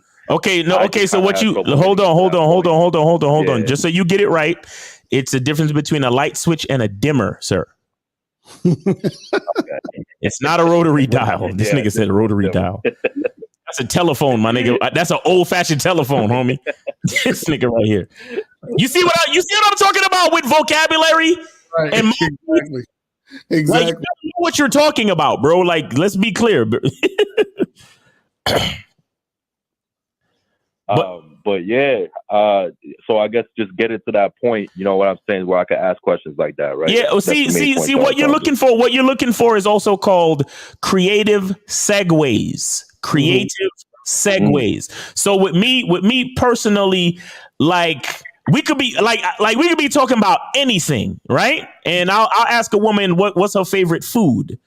You understand? And if she, whatever she says, she could be like, oh, my favorite food is steak. And then I'll be like, oh, I see you like meat. Huh? I see you like putting succulent pieces of meat in your mouth. Yeah, you know what I'm saying? And I'll be like, tell me some things that you love about steak. How do you like your steak cooked? And then she'll say, "Ooh, I like it a little bit. I like it medium, where it's a little bit pink and there's a little bit of blood and a lot of juiciness in it." I'm like, "Oh yeah, I got a lot of juice for you." Exactly. Like, you understand? Like, you gotta learn how to associate. Why the fuck you think me and Lucario use analogies so much? Because it's the easiest way to get somebody to understand what the fuck you talking about. Right. But you try to use what they understand as a bridge to get to them to understand what you trying to understand, or what you trying to get them to understand. You understand? Right. Got you. Yeah. Got you, man. All right, man. Thank you. Appreciate it. Thanks Yes, for being so thorough sir. with me. I Appreciate you, man. Take it easy, man. Thanks for donation. Thanks for calling. Talk to you soon. Be safe. All right. So we got 816. You're on live with Lucario and Miles. Name, age, city, and did you donate? Yeah. My name is Aaron. My city is Kansas City. I'm 32. All right, Aaron. I donated. All right. Appreciate you, man. What's going on? All right. What's the question, brother? Hell yeah, I got a question. For Lucario.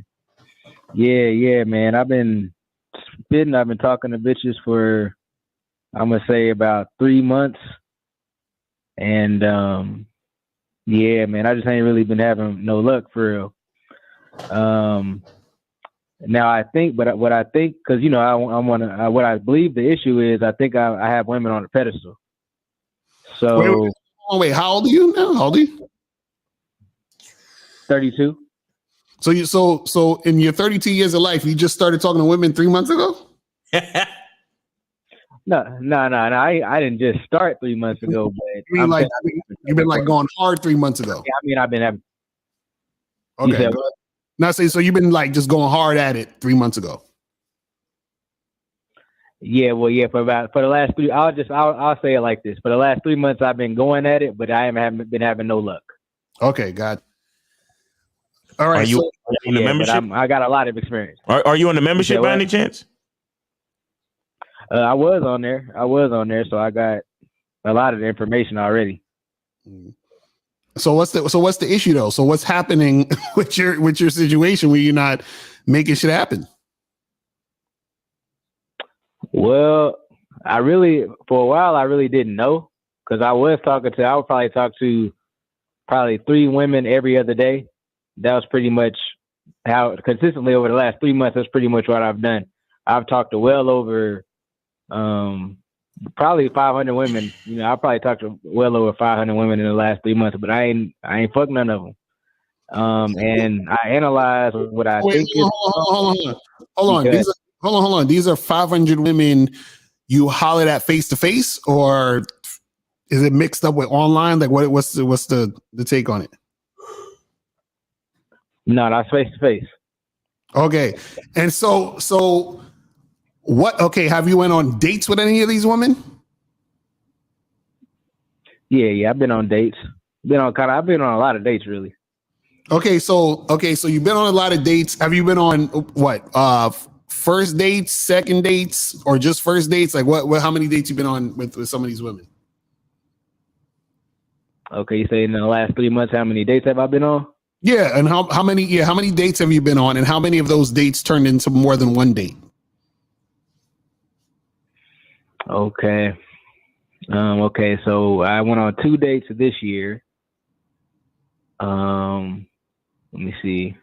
And then I would say probably three dates last year, so five dates. Okay, so out of 500 women, you went on 5 dates.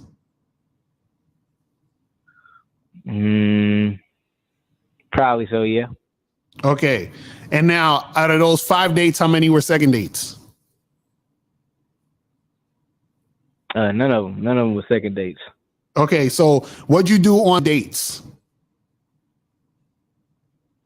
Okay. Well, the last date, I'll just start with the last date. Mm-hmm. Well, it wasn't a date. I just went straight to the woman's house. Wait, hold on.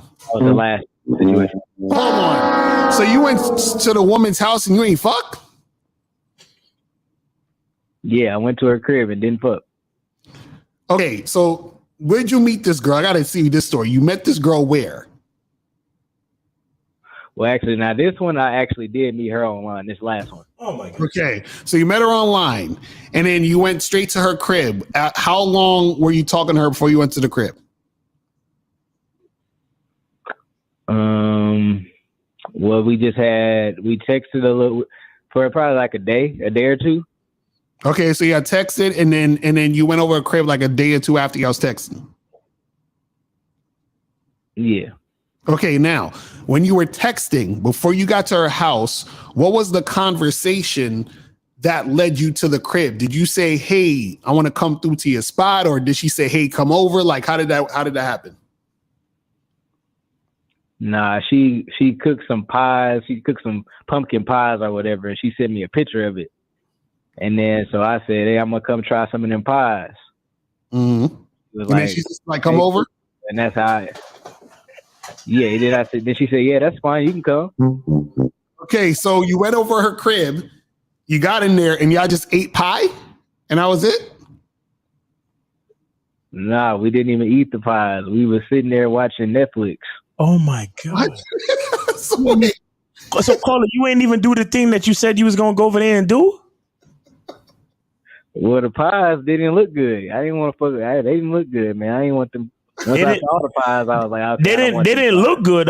But you said she sent you a picture. Yeah, she sent me the picture. Not only did they not look good, she herself said she didn't like the way that they tasted. So I was like, "Oh okay, my I ain't gonna fuck with it." So at that point, why you ain't tell her? Well, I see you got the apple pie, but I'm trying to get some of that poontang pie. Exactly. Like, why didn't you take her hand and go to the room? Okay, well, because we were watching Netflix. No. That's not what Mr. Lucario asked you, sir. Right. I'm saying, why did you not? Yeah, after you realized that the pies wasn't the move, eating some pie wasn't the move. Why didn't you say, well, let's at least, why you ain't at least make a move, pull her close to you, give her a hug, start kissing on her, and then start trying to motivate to the room or to the couch or something? Did y'all even kiss? Nah, I played with her titties though, but nah, we didn't. Wait, hold on. So you played with her titties? Y'all didn't even kiss? Nah. Okay, wait. So what? Okay. How big were the titties? like size of my head, bigger or smaller? Nah, she was kind of petite, but she had big nipples, but she had, some kind of smaller titties, but she had big nipples. Big nipple. Did you lick on them? Did you play with them like a? Nah. No. Wait. Hold on. She was petite. Was she had like A-cup titties? I say it was probably B. They was probably B cup. B cup with big nipples. Okay, let me ask you a question. So you only touched the titties. You didn't go down the pants or nothing? Nah, because she was whenever I was like I was saying, like I was about to say, I was making my moves on her, letting her know what I wanted to do. I was like, wait, letting her know what I want. Wait, RK. So when you say you were letting her know what you wanted her to do, please tell us the exact words you used, sir. I think I was saying something about no, sir. I don't want you to say I think I was saying. Please just tell me the exact words that you used as to best of your knowledge or best of your memory. Okay, because I don't remember exactly what I said, but at first I started off by I like saying you got some ass in them jeans, because she told me she was half Puerto Rican and half Russian or something like that. So I was like, your ass, saying that's where you got the Puerto Rican in your ass. That was like my first little move to say, move to the sexual talking and everything. She she laughed a little bit. And then, so that's when I did grab her when she sat down on the couch. I grabbed her and pulled her close to me. Uh-huh. And then, I think I had said something else about her body. Then I was like, let me see her titties. Yeah. I told her, let me see her titties. Yeah. So then she pulled up her shirt. Yeah. And so I was playing with her titties. Uh-huh. And then she was saying, I kind of have a little, anxiety right now. Like, I don't really, I'm trying to, still kind of, get comfortable with you. So, I'm not really ready for all that. Is that okay? So this is the thing. Okay, because see, that was time for you to get up and leave. Right, but I'm just trying to hold on, let me ask you a question. Are you 100% sure that this is a woman? Yeah, I'm 100% sure that it was a woman. I just want to make sure, because you talking about she got small titties, she ain't showing you the pussy, like it just sound, and you just met the chick, sound kind of weird to me. But this is the thing. This is what I'm noticing with what's the conversation the situation. So okay, so you play with the titties. What happened after that? After that part? That's when she had the conversation with me about having anxiety. She was saying she had anxiety and everything. Okay, what'd you do after that? So she said, is that okay with you? I said, look, I don't want you to do nothing you don't want to do. Okay. And she was like, okay, good, or whatever. So I sat there for probably, I would say, 5 more minutes, and then I told her it was time. I had to go. All right. So this is the thing.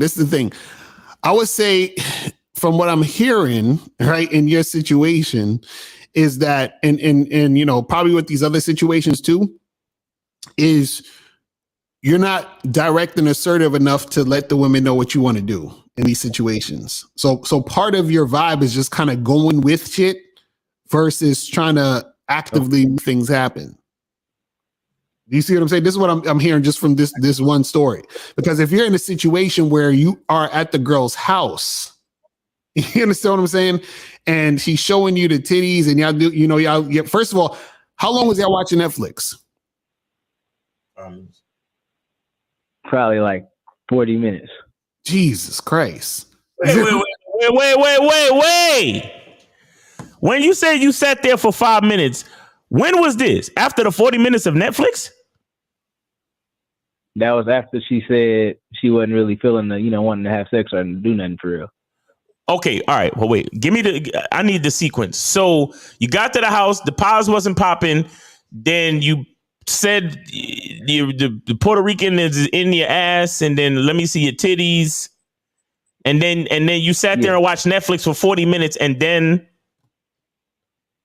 No, wait, no. Okay. So this is a sequence. Netflix 40 minutes. So as soon as you got to the crib, I need to know about the pies and everything, bro. So as soon as you got to the crib, I was watching Netflix for 40 minutes? The crib. Okay, so I got to the crib.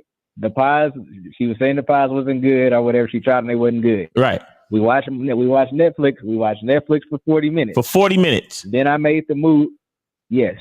So it took you 40 minutes to get up enough courage to make the move and start complimenting her ass and tell her she got the Puerto Rican in her ass. Yeah, pretty much. Okay. Now, caller, you're not a bitch ass nigga, but you making bitch ass nigga moves. Do you understand? Okay. Sitting there and watching Netflix with a bitch that you're attracted to is a bitch ass nigga move. Mm-hmm. You're not even supposed to come on. Right. You asking to taste the pies was just a slick way to get you to the fucking crib. You ain't supposed to be. So you see, this is what I don't like about. You see, this is what I don't like about y'all niggas, bro. Y'all will actually sit there and watch TV with a bitch for 40 minutes just for her to tell you that she is not comfortable with you yet. You comfortable enough to invite me over to your house for pie, watch TV with me for 40 fucking minutes. Right. And then she gonna feed you some bullshit story about her feeling anxiety, and you gonna actually listen? Let me tell you, my nigga, that's not anxiety. That's her saying to herself, this nigga ain't real. This nigga ain't about it. Because I would have been gave him the pussy if he had just made the fucking move. But he's too much of a pussy to make the fucking move. So I'm not gonna give him the pussy because he's scared. Bitches don't give pussy to scared niggas. That's a fact. Check this out. Let's add more to the story because you ain't want to tell us before. Go ahead. Oh, well, actually, my body count is well over 100. So fuck your body count, nigga. We dealing with this situation now. Wait. Stop. Flag on the play. Flag on the fucking play. Stop it. Wait, so your body count, so you fucked over 100 women, but now you can't fuck no chick? Like, what are we talking about, bro? That don't make no sense. Caller, make it make sense. That's why I'm calling. No, but make it make sense because how? Okay, check this out. Caller. Why the fuck? Exactly. That's where I gotta hit him with this. Why the fuck you lying? Caller, seriously though. Come on, man. I'm offended that you would think we that stupid. I'm offended. Yo, niggas come back on accident and get to 100 bodies. It's possible. No. This is what I'm saying though. See, this is what I mean. If you smashed 100 women, why don't you just do this shit you did to smash 100 women? You understand that? Like, it's not working. What happened? Listen, check this out. No, I get it now. Hold on. Okay, be honest, caller. Were the 100 women you smashed chicks that you weren't that attracted to? Or they was like average looking? No, I smashed some bad chicks. Okay, so then what's the issue then? That's why I'm trying to call and figure it out. The thing is this, check this out. I have no reason to lie to y'all. I'm an anonymous person, so that's crazy. Why would I lie? That's dumb. No, but this is what I'm saying. What I'm saying is that what doesn't make okay. When's the last time you had sex? 3 months ago.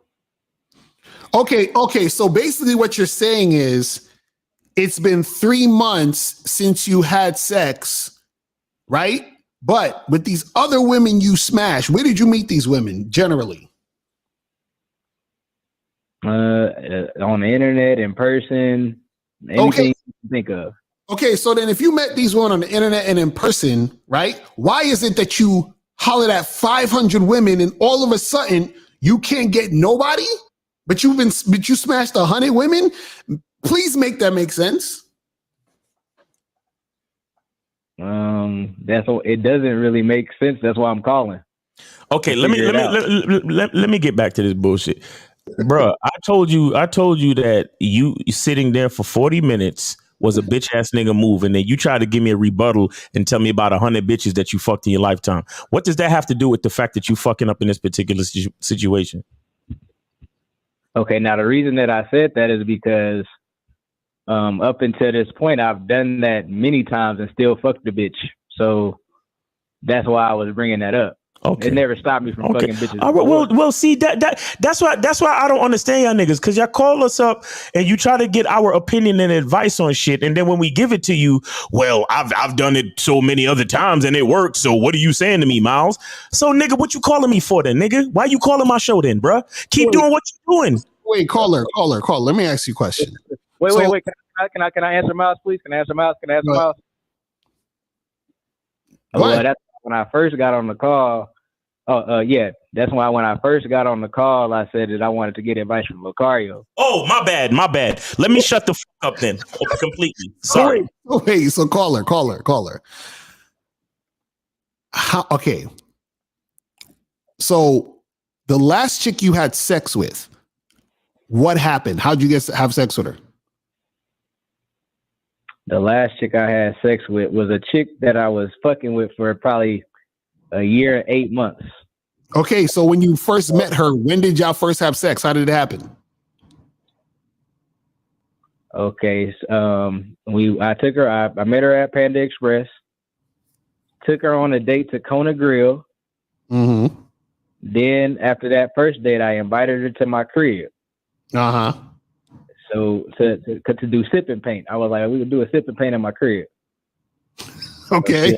So caller, hold on. So this is the thing that I'm not getting, bro. Is that if you smashed 100 chicks, right?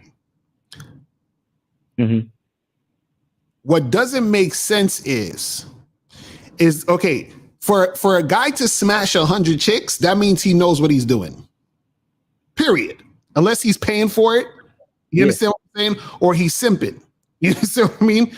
Then he could probably access all that ass. The average man fucks like 7 women in his entire life. You know that? Like around 7 to 9 women his entire life. Right? Yeah, I've heard that before. Right. So what I'm saying is that if you smashed 100 chicks, right? Because you just told us that you went on a date with 5 women out of 500. So that means that's 1 woman out of every fucking 100 chicks. You understand what I'm saying? So if you smashed 100 women, right? Then how many women have you been approaching, my brother? Well, I'm 32 years old, so I probably started to approach women when I was 23. So a lot.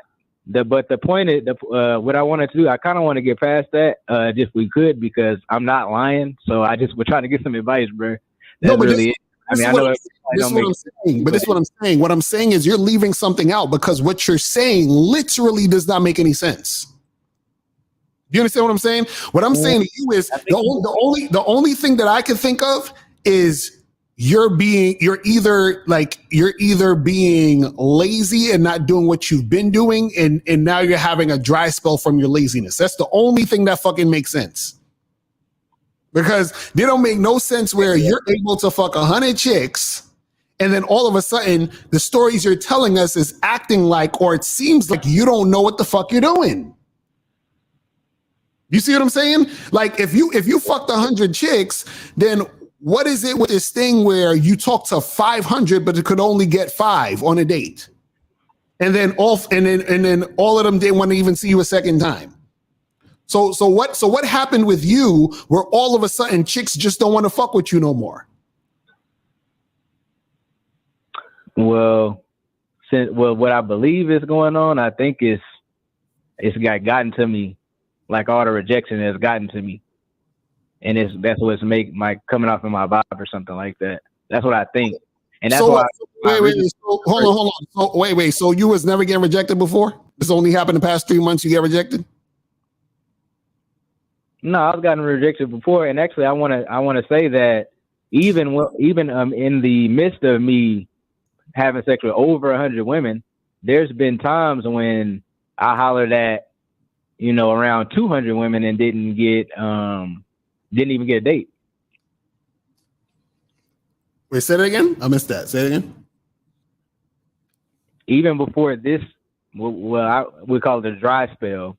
Even before this one, there's been other times where I've talked to over 100 women, damn near 200 women, didn't even get one date.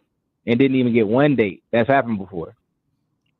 Okay, so basically what you're saying is there's times where you're hollering at all these chicks, nothing happens, but then there was times where shit was popping off to the point where you fucked 100 chicks. Over 100 chicks. Okay, so and when'd you lose your virginity, or when'd you first fuck a chick?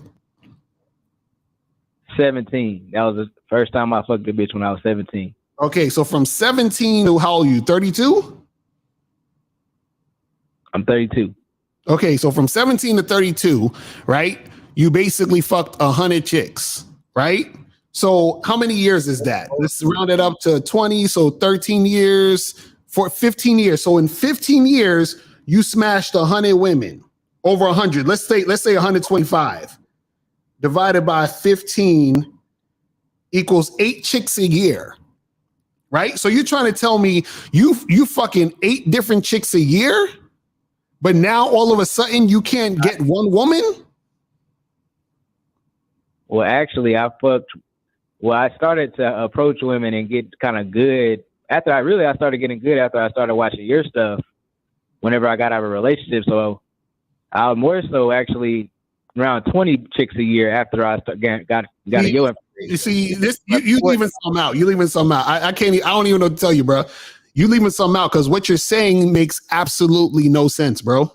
Makes absolutely no sense. Yo, whenever you're ready, because we have like 6 more calls on the queue. Yeah, we got to get to the next calls. This is hit me up on the back end for coaching, bro, because this don't make no sense, bro. This is ridiculous. Like, all right, man. Be safe, bro. Like, what is talking about, man? 813, you on and 813, you on live with Lucario Miles, Name Age City. Hello? And did you donate? Yeah, what's up? 813. Yep, this is Nate from Tampa. I did donate. How old are you? How old are you? How old are you, real quick? I'm 31. Okay, 31. go ahead, bro. All right, so something you guys said in a previous podcast, kind of, you see my approach anxiety in a different light than I had previously seen it before, and I kind of wanted to get your guys' perspective on it because I never heard you guys talk about it in this way, and I think it made it a lot easier to overcome. So the thing Lucario said was, he said guys don't know what to say to women because they're not being honest. So it made me think that I've got pretty high confidence in myself, but I feel like I have difficulty approaching women cold, and that quote made me realize that I don't fear rejection. What I actually fear was public speaking. So it's the feeling I feel before I approach a woman cold I think is hot is the same feeling I get when I'm about to go make a speech or something. And that fear of public speaking comes from forgetting what you're going to say and not fucking knowing what you're saying, bumbling and shit. So if I know that the goal of the interaction is to get the date, to get my hands on that body, I'm not going to fucking forget where I'm going because the cue card's in front of you. The cue card is her. So it's like, as long as I know where the goal is, I'm not going to ever forget where I'm going with the goal. You know what I'm saying?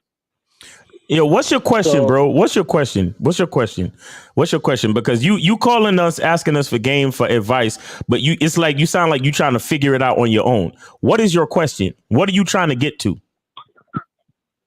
I guess I'm just going to hear perspective. Like, I listen to you guys a lot, and I really value your input, but I've never heard you say I feel like when you're trying to tell guys to face their fear of approach, like you just push forward and just face your fear. But I feel like the fear doesn't really come from fearing like rejection or the woman. It's like the fear is actually of public speaking and like not having a goal going forward. So do you think that that's like the most important part in gaining that confidence? Okay, what define public speaking, sir? Like going up and like basically just like, obviously like I can start a conversation with a girl, but moving it to a sexual direction, I feel like, I don't want to come off as disrespectful or weird or something like that, but I feel like I have got certain tricks I use to like get it in that direction. So I guess that kind of moves forward to like another issue I have is where when you guys are talking about moving in a sexual direction naturally, do you guys usually wait for the date, or do you say like when you're asking the chick like, hey, I really like to, take you on a date. Hold on, caller. The problem is, hold on, wait. Hold on, caller. I'm gonna tell you the whole situation, bro. The whole situation is that you're thinking way too hard about this shit. Way too hard. So basically, what it is this, right? Everything you're talking about when it comes to you talking to a woman, you do this in every other aspect of life every other day. So if you go to fucking Burger King, you say, yo, let me get a Whopper with fries. You understand? Because that's what you want. That's your goal to get that food. You tell the person what you want, and then they give you the shit. You feel what I'm saying? That it's the same thing with talking to women. You tell them exactly what it is that you want to do and what you want to happen, and then you see what she responds with. If she's responding in a way that shows that she's cooperating and she's actually about what you want, then you continue to deal with her. If she doesn't, you walk away and tell her to have a nice day. That's it. Mm-hmm. That's it. The problem is you're worried about what she's going to think about what you're saying. You're worried about how you're going to look, in this situation. That's the problem. But when you do this in other areas of your life, you're not worried about how you look, because that seems normal to you to go to a restaurant and ask for what you want or to say what you want, right? But what happens is it doesn't seem normal to you now to be talking to women, flirting with them, telling them what you want. You see what I'm saying? So that's the thing. You got to make that a normal thing. Yeah. I mean, I could flirt well in like in like situations that I feel like come up naturally, but like when I see a hot chick that I'm like, oh, I'd like to go up and talk to her, I think that like I don't have like a plan. Like, caller. When you see a hot chick, what's the first thing that pops in your head? She's hot and I want to fuck her. Okay, so then why don't you go up and say that to her? Yo, miss, what's up? How you doing? My name is so-and-so. Look, man, I came over here because I thought you hot as shit and I want to fuck you. What are you doing this weekend? Why can't you say that to her? So I guess that's the kind of question. That's kind of where I was getting with the last question, where do you usually get to it like that sexual on the date? Or do you would you say like, hey, like, so like this is like, I know you guys don't like can pick up lines and all that shit, but like, caller. That's what I'm saying. If that's what you're feeling in the situation, when you see that girl, let her know that's what you want to do, right? You could say it however you want, but say it so that she gets what you're saying. So you might not want to say fuck because you're too scared to say fuck. Say, hey, listen, miss, I thought you're really attractive. I came over here because I thought me and you should get together and hook up sometime. You understand what I'm saying? Say that first. Get that shit done so that you can see, because you're talking about a date. You ain't even gonna get on no date until until you do that first. What are you talking about? Yeah. I guess that's also kind of refreshing for them too, because most guys probably aren't gonna say it, so they're probably like, "Oh shit, like this makes this guy different." Caller, listen. Have you heard of the Masculine Identity Membership? Okay, I'm kind of needing you guys. I'm kind of listening to you guys for like. Okay, well, just so you know, I mean, it's up to you. But if you want to take the time to check out the Masculine Identity membership, I just put up a program. The last program I just put up for February is called "How Overthinking is Stopping You from Building Your Masculine Identity." And what I'm getting from you is that you're overthinking too fucking much because you're trying to conflate hollering at one single bitch in the street to public speaking. Exactly right. Public fucking speaking. If you're not a prime example of an overthinker, I don't fucking know what is, bro. All right. So if you want to go to masculineidentitymembership.com and check it out, please, I welcome you. You understand? But other than that, bro, it's really not that serious. You know what you want. You know who you are. Approach the woman and tell her. If she doesn't want it, move on to the next girl. That's all there is, bro. You don't have to overthink it that much. All right. Thank you. All right, man. Have a good one. Peace. Lord have mercy. 917. You're on live with Lakari and Miles. Name, age, the city. How can we help you? 917. Yo, it's the great 27. Donated. Appreciate you, man. Yo, is there any way? Are you talking to us directly on the phone, or do you have us in speakerphone or headphones or earpods? What do you got? No, I'm on a headphone. Yeah, take us off the headphones. Take us off the headphones and speak directly in the phone, please. I got you. What's going on? What about now? Yeah, that's better. Go ahead, bro. Quick question though. Yeah. I heard Lucario say something about men have both masculine and feminine energy, and I don't think I understood that. Well, I don't agree with that. So I wanted like more explanation on what you meant. You said what? You said you don't agree with it. What don't you agree with?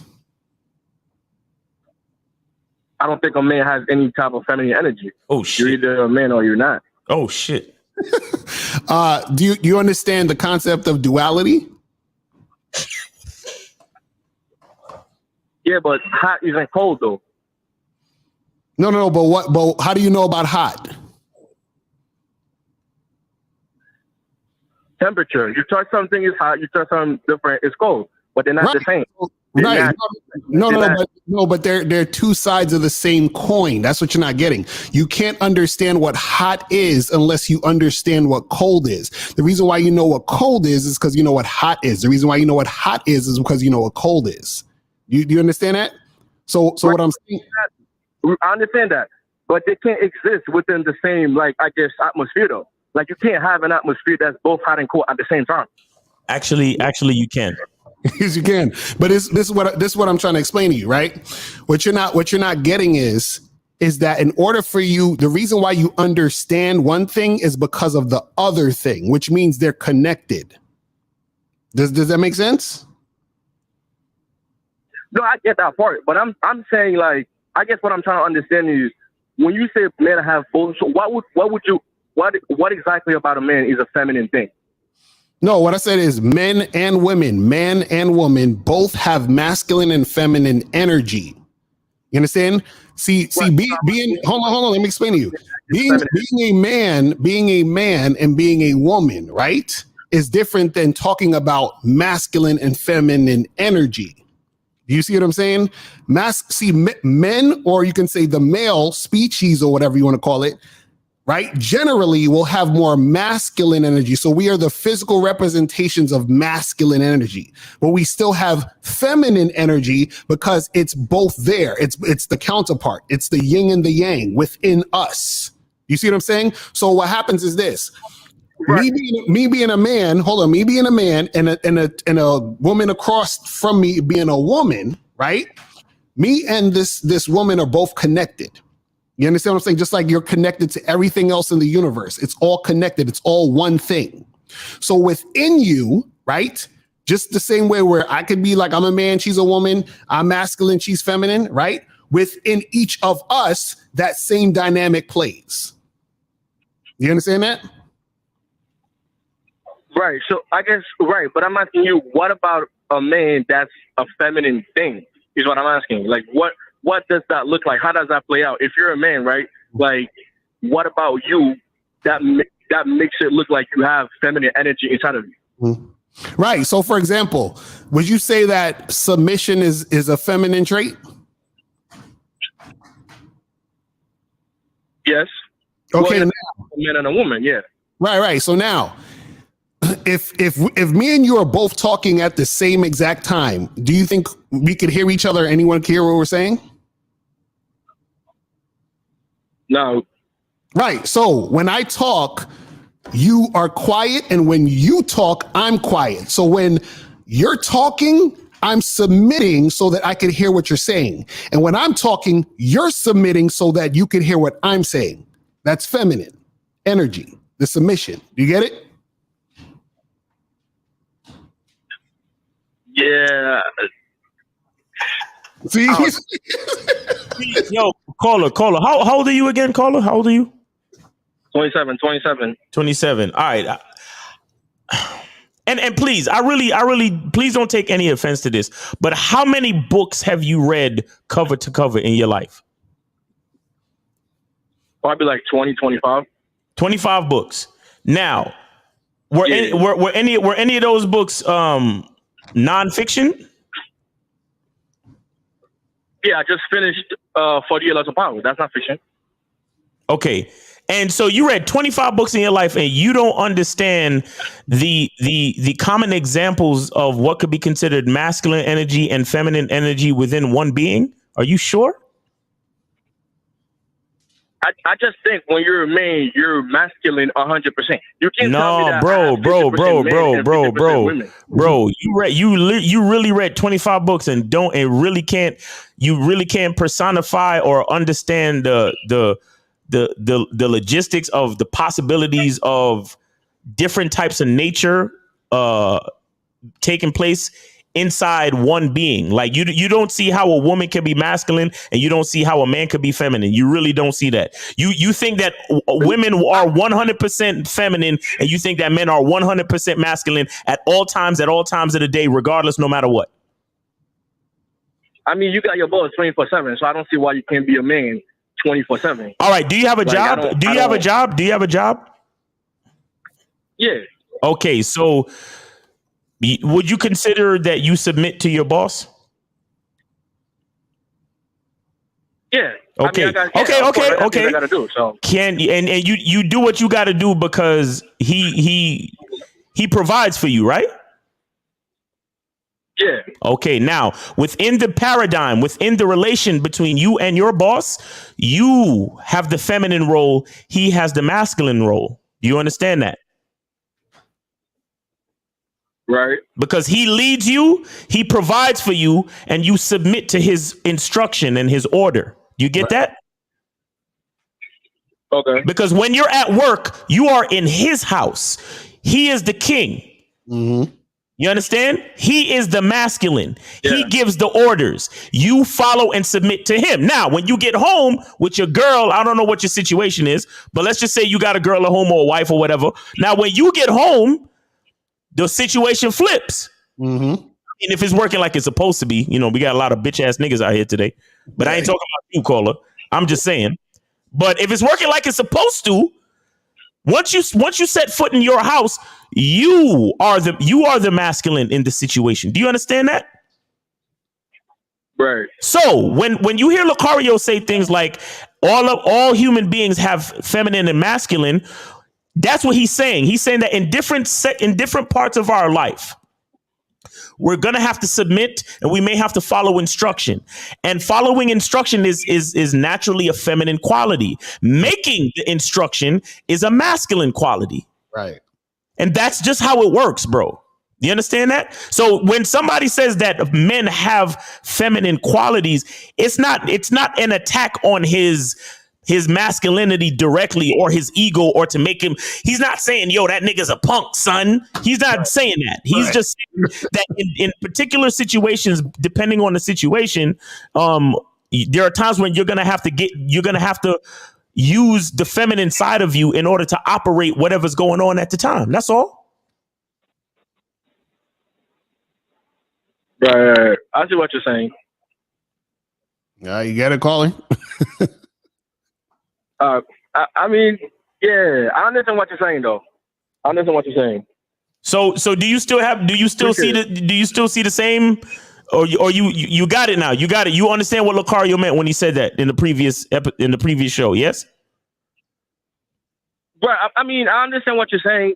I guess like you don't sound like you agree though. You don't sound like you agree. You sound like you're still holding out. You sound like you're still holding out. I still don't agree though. You still don't agree. Okay. So explain to me your position of not agreeing. Okay, so I guess what I'm trying to say is like, if you're giving me one example with a submission, then like this is too small of a spectrum. But like, I guess what I'm trying to say with masculinity is like, obviously leadership, assertiveness, confidence, all that stuff. Like when you become a man, because you're a boy, you become a man. You do not have any more feminine traits. You get what I'm saying? Like you don't relate to femininity.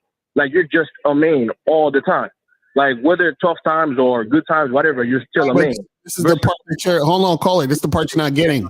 Being a man and having masculine energy is two different things. Right. This is what you're not getting. Masculine energy is different than being a man. You see what I'm saying? You could be a man and have masculine energy and exerting masculine energy. But what I'm saying is that being a man is not synonymous with exerting masculine energy. That's what you're not getting. So you're looking at it as the same thing. We're trying to explain to you that the energy is different. Do you see what I'm saying? Okay, so you're saying at any moment, if a man submits to anything, therefore he's using feminine energy. Is that what you're saying? Yes. Like his boss or instructions or yes, or I'm it's asking energy. somebody directions that I don't know. That's what you're saying? Yes, it's energy. It's energy. Right. Yes. And in order for things to flow, that's how it needs to happen. Do you see what I'm saying? Anything that you're looking at or any action that's being taken, the flow is only going to work if that masculine and feminine energy is doing a dance. So within yourself as a person, right? In order for you to be able to ebb and flow in different situations, that masculine, like for example, the reason why women have masculine energy within them is because women need to be, I'm just giving an example of something like that's masculine energy. Women need to be able to take action also. You understand what I'm saying? They need to be able to go and do things in a way that is going to create a certain thing to happen, right? But if they didn't have that, then women wouldn't be able to, women wouldn't be able to do anything without without the man. You see what I'm saying? Like she couldn't walk, talk, eat, shit. Right. Fuck, she couldn't do nothing. You see what I'm saying? So that's what we're trying to tell you is that energy is going to be there. I get what you're saying. So you're saying basically there's always dominant side. Wherever that dominant side is, that's the masculine energy. Wherever that submission side is, that's the feminine energy. Right. That's just the way of putting it. But and we're saying that's within every person, man or woman. Right. Okay. All right. I get it. I appreciate it. Yeah. Having a balance in energy doesn't take away from your masculinity or your manhood, bro.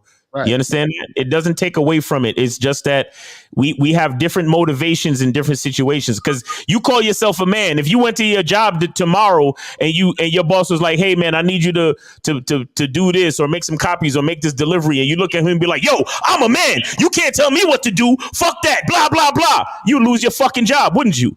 Right. Right. So you got to use that feminine energy and be like, "Yes, boss, I got you." Right. So you could keep your fucking job. That's what it's about, bro. I got you. Appreciate you. All right, man. Take it easy. That nigga ain't read 25 books. Fuck that nigga. He did not read 25 books. Nah, I'm fucked up. Anyway, 412, you on Live with Lucario and Miles, name, age, city. How can we help you? 412. Hey, how you doing? My name is Sunil. I'm from Detroit.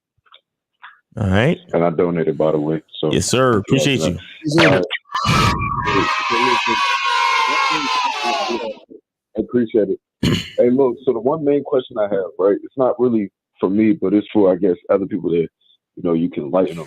But it's this issue, man, that a lot of niggas go through, man, where it's like, for example, like niggas will basically, okay, like if a bitch, like you got a problem with a bitch and she knows a nigga that's like cool with her, but she don't give him no pussy, he's gonna basically like crash out for the bitch. You get what I'm saying? and still not get no pussy, but kind of do it over the nigga. Like, you get what I'm saying? So like, basically the bitch tells the nigga, come and do something to this nigga. He's gonna do something because she told him to do it. But mind you, this ain't even the nigga that's even fucking her anyways.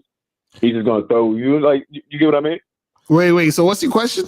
Like, niggas be just showing, niggas be showing out for pussy, but then realize, like, you know what I'm saying? Like, the bitch is telling you to come do something. Don't even realize, like, you feel me? You getting yourself into some bullshit, trying to get some pussy. Like, you feel well, me? but bro, the bottom line, bro, all you're really saying is that niggas should not be following bitches. I don't even be giving a fuck. No, brother. Hey. My fault, Corey, my fault. So you're just saying that a man should not follow a woman over pussy.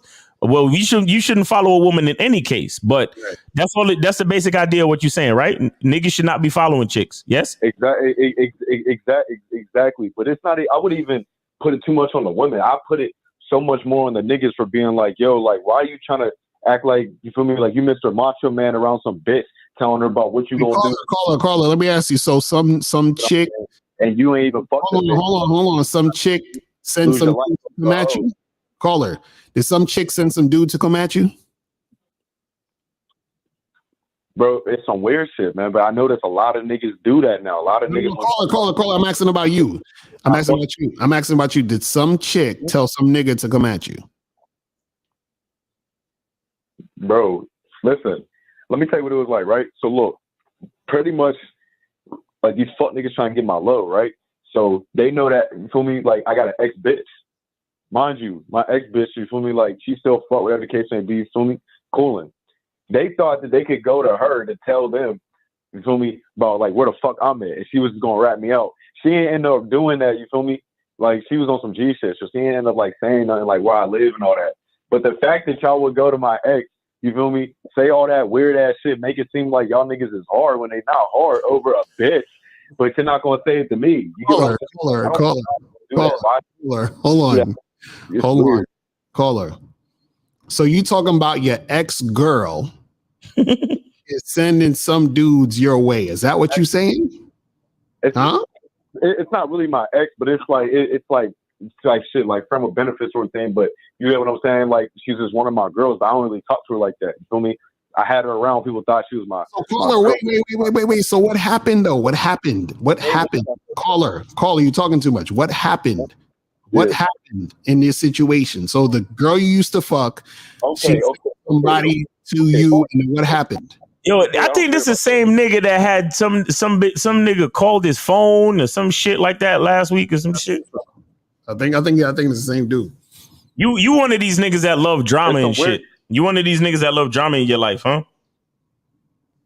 No, listen, it's some weird shit too, because bro, I done had shit on my phone multiple times, bro, where I didn't try to text like one or two of these bitches in this group, right? They ain't ever hit me back. But as soon as I start having issues with niggas, that's when it's everything like, oh yeah, come slide. Oh yeah, we went. Shit, with my friend. You got your man. Caller. How old are you? I'm not even an idiot. Caller, how old are you again? Caller, how old are you? Yo, brother, you gonna have to calm down, bro. You gonna have to calm down. How old are you? I'm cool. I'm good, bro. I'm relaxed. I'm cool. I'm 22 years old. You're 22 years old. Yeah, I don't know. I don't know if we the right people for you, bro. Like you on some other shit, bro. You actually enjoy. You sound like you enjoy having issues with niggas, so to speak. Pretty much all I'm gonna say is listen to any nigga that's out there. Yeah. Any dude that's out there. Yeah. That's listening. Right. To what I'm saying. Yeah. Yeah. What I'm saying. Right. Yo, for any bitch, I don't care if you like the bitch. Right. If she tell you about another nigga and come do something to him, right? Yo, and she already know what type of nigga I am. Right. If she have you go on a dummy mission for some pussy and you think you're gonna get some pussy out of it, right? You a dumbass nigga. Great. All right. Thank you so much for your info, bro. We appreciate you, man. Thank you. All right now. These young boys, man. Oh my God. Anyway, 480, you on live with Lakari Miles. Name, age, city. How can we help you? 480 once. 480 twice. Out. All right. 732. Name, age, city. How can we help you? We're showing 26 Jersey. Jersey. Lacari was good, man. All right, what's up, man? Did you donate though? Oh yeah, I forgot to mention. Yes, I have. Oh, all right. What's good? I just wanted to make a comment with the guys calling. Wanted to make a comment in the video that y'all put out saying that the most attractive is the guy who cares the least. But first, I want to say a comment about the guy that called in about the feminine, masculine energy, not agreeing with that. My thing is, there's just simple research that you could just do before trying to, start a little debate. Another thing that I want to say is, he was. I'm not trying to bash no callers. That's not me. But he was exuding feminine energy by being afraid to say he disagrees with you. He kept saying, I guess. Right. That's why he was saying. Mm-hmm. Also, feminine energy is worrying about shit you can't control, or like the other guy when he said, "Oh, it's like public speaking, like you're the main center of attention, and you got to prove something to somebody." Mm-hmm. That's energy too. So my point is, there's a lot of examples of feminine, masculine in us, but like y'all said, we need that balance to survive. We can't just be straight men, or the world is just going to be chaos. Mm-hmm. Man, that's a fact. Also, I wanted to say about the video. I always watch it. I know it's an old video, but the guy who cares the least is the most attractive. I definitely agree with that because us men, like I said before, it's feminine to worry about shit you can't control. When we only worry about shit that is in our control, everything is ordered, everything flows smoothly, and it works for the best of everybody. Right. So I definitely said I like the video. I just wanted to make that comment, but that's it. That's what's up, man. Appreciate it, bro. Appreciate it. So no questions or anything? You good? All right. Yeah, you hung up. All right, good. All right, 480-480. You on live with Lucario and Miles. Name, age, and city. How can we help you? And did you donate? Yes, sir. Hello? Yes, sir. Can you hear me? Yeah, we got you. 480. Go ahead, brother. Okay. Yeah. D'Angelo, 27. Calling out of California. And yes, I donated, of course. All right. Appreciate you. What's going on?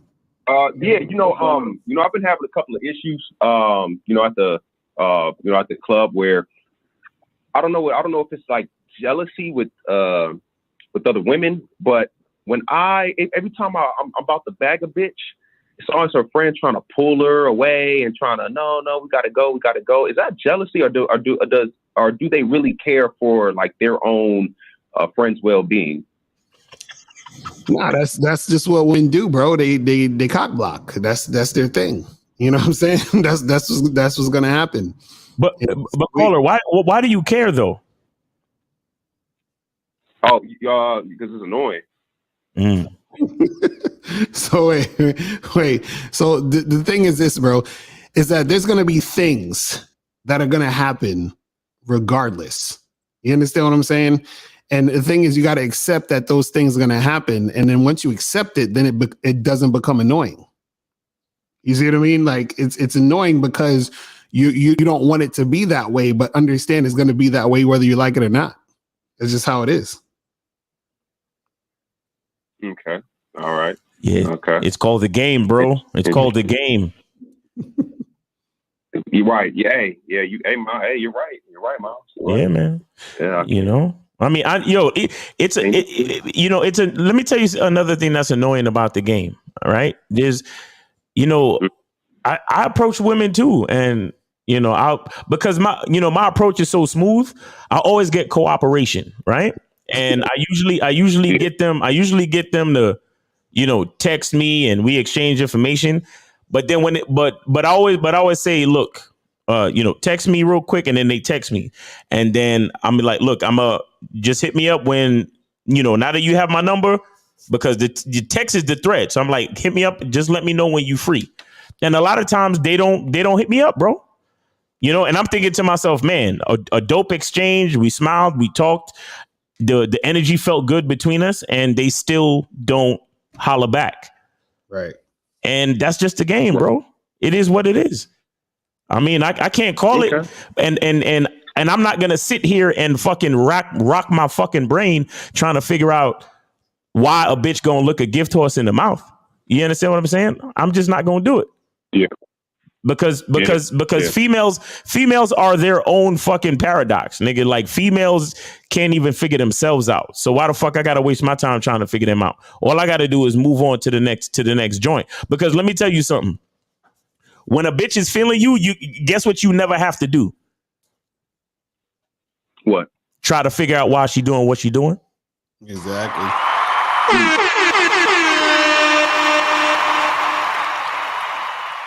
You understand? Because when she's feeling you, guess what she's doing? She's listening to you. So everything that she do, you realize, oh shit, she's doing it because I'm that nigga. You understand? She sees that I'm that nigga and she's doing it. So you don't ever think about that woman. And those are the women that you focus on. The ones that don't do it, you just got to charge them to the game. Let it slide. Let it go. You feel me? You know, so, I mean, yo, cock blocking friends is always going to be around, bro. You know, it's for many different reasons. A lot of times they scared that they friend gonna fall in love with you and leave them lonely. You know, sometimes they just don't like how you look and they think that their friend is better than you, or sometimes they just jealous because they friend getting all the attention. But at the end of the day, does it really fucking matter why she's doing it? Right. You understand? Yeah, nah. Exactly. So y'all dudes always do that shit. Like I mean, bro, I understand it gets frustrating, and so the first thing you do when you're frustrated is ask why. But when you really break it all down, it really doesn't matter. You understand? So just focus on the chicks that are cool. Focus on the chicks that are cool. Try to find. Let me tell you something. Here's what you do, bro. Because a lot of these chicks, and this is something that I'm noticing too. Because when I go out these days, it's like all these bitches is traveling in packs now. So you always gotta. It's like. Matter of fact, get on the Bad Boy membership, guys, under the sound of my voice. Get on the Bad Boy membership because there's a whole program in there about approaching women in groups. So make sure y'all get on that. But that's like the heaviest part of the game for me anyway. In the town that I'm in, everywhere I go, women are at least in a group of two. Everywhere. Like it's hard to find a bitch just chilling by herself and you could just roll up on the approach. It's hard to find that shit nowadays, bro.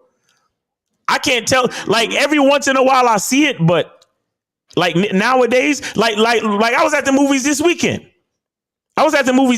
And I swear to God, I hesitated for like maybe 3 seconds, and I fucking went like this and looked back, and it was her and two other bitches, and I was like, I just missed my chance because now she's already cackling and going back and forth with the rest of these bitches. It's a wrap. I left it alone and kept it moving. You understand what I'm saying? So. The game is what it is. But what you do is you gotta have your confidence has to be that much greater. So when you approach the group, and like I said, the rules are there in the Bad Boy membership in the program called how to approach women in groups. But you got to have that level of confidence where you approach the situation where all of them at least have to respect you up front. You understand? Right. Because what a lot of guys do, which fucks them up, number one is the environment. Let's be clear. Clubs and certain other places are just breeding grounds for fucking egotistical bitches that want to like, they know you coming to holler, so they're going to just use that as a reason to shit on you for whatever reason so they could get an ego boost. You understand what I'm saying? That's number one. Yeah. But find yourself in situations where respectable women be at. Do you understand? Like, nice upscale lounges, rooftop parties, date parties, places where people dress nice and shit like that.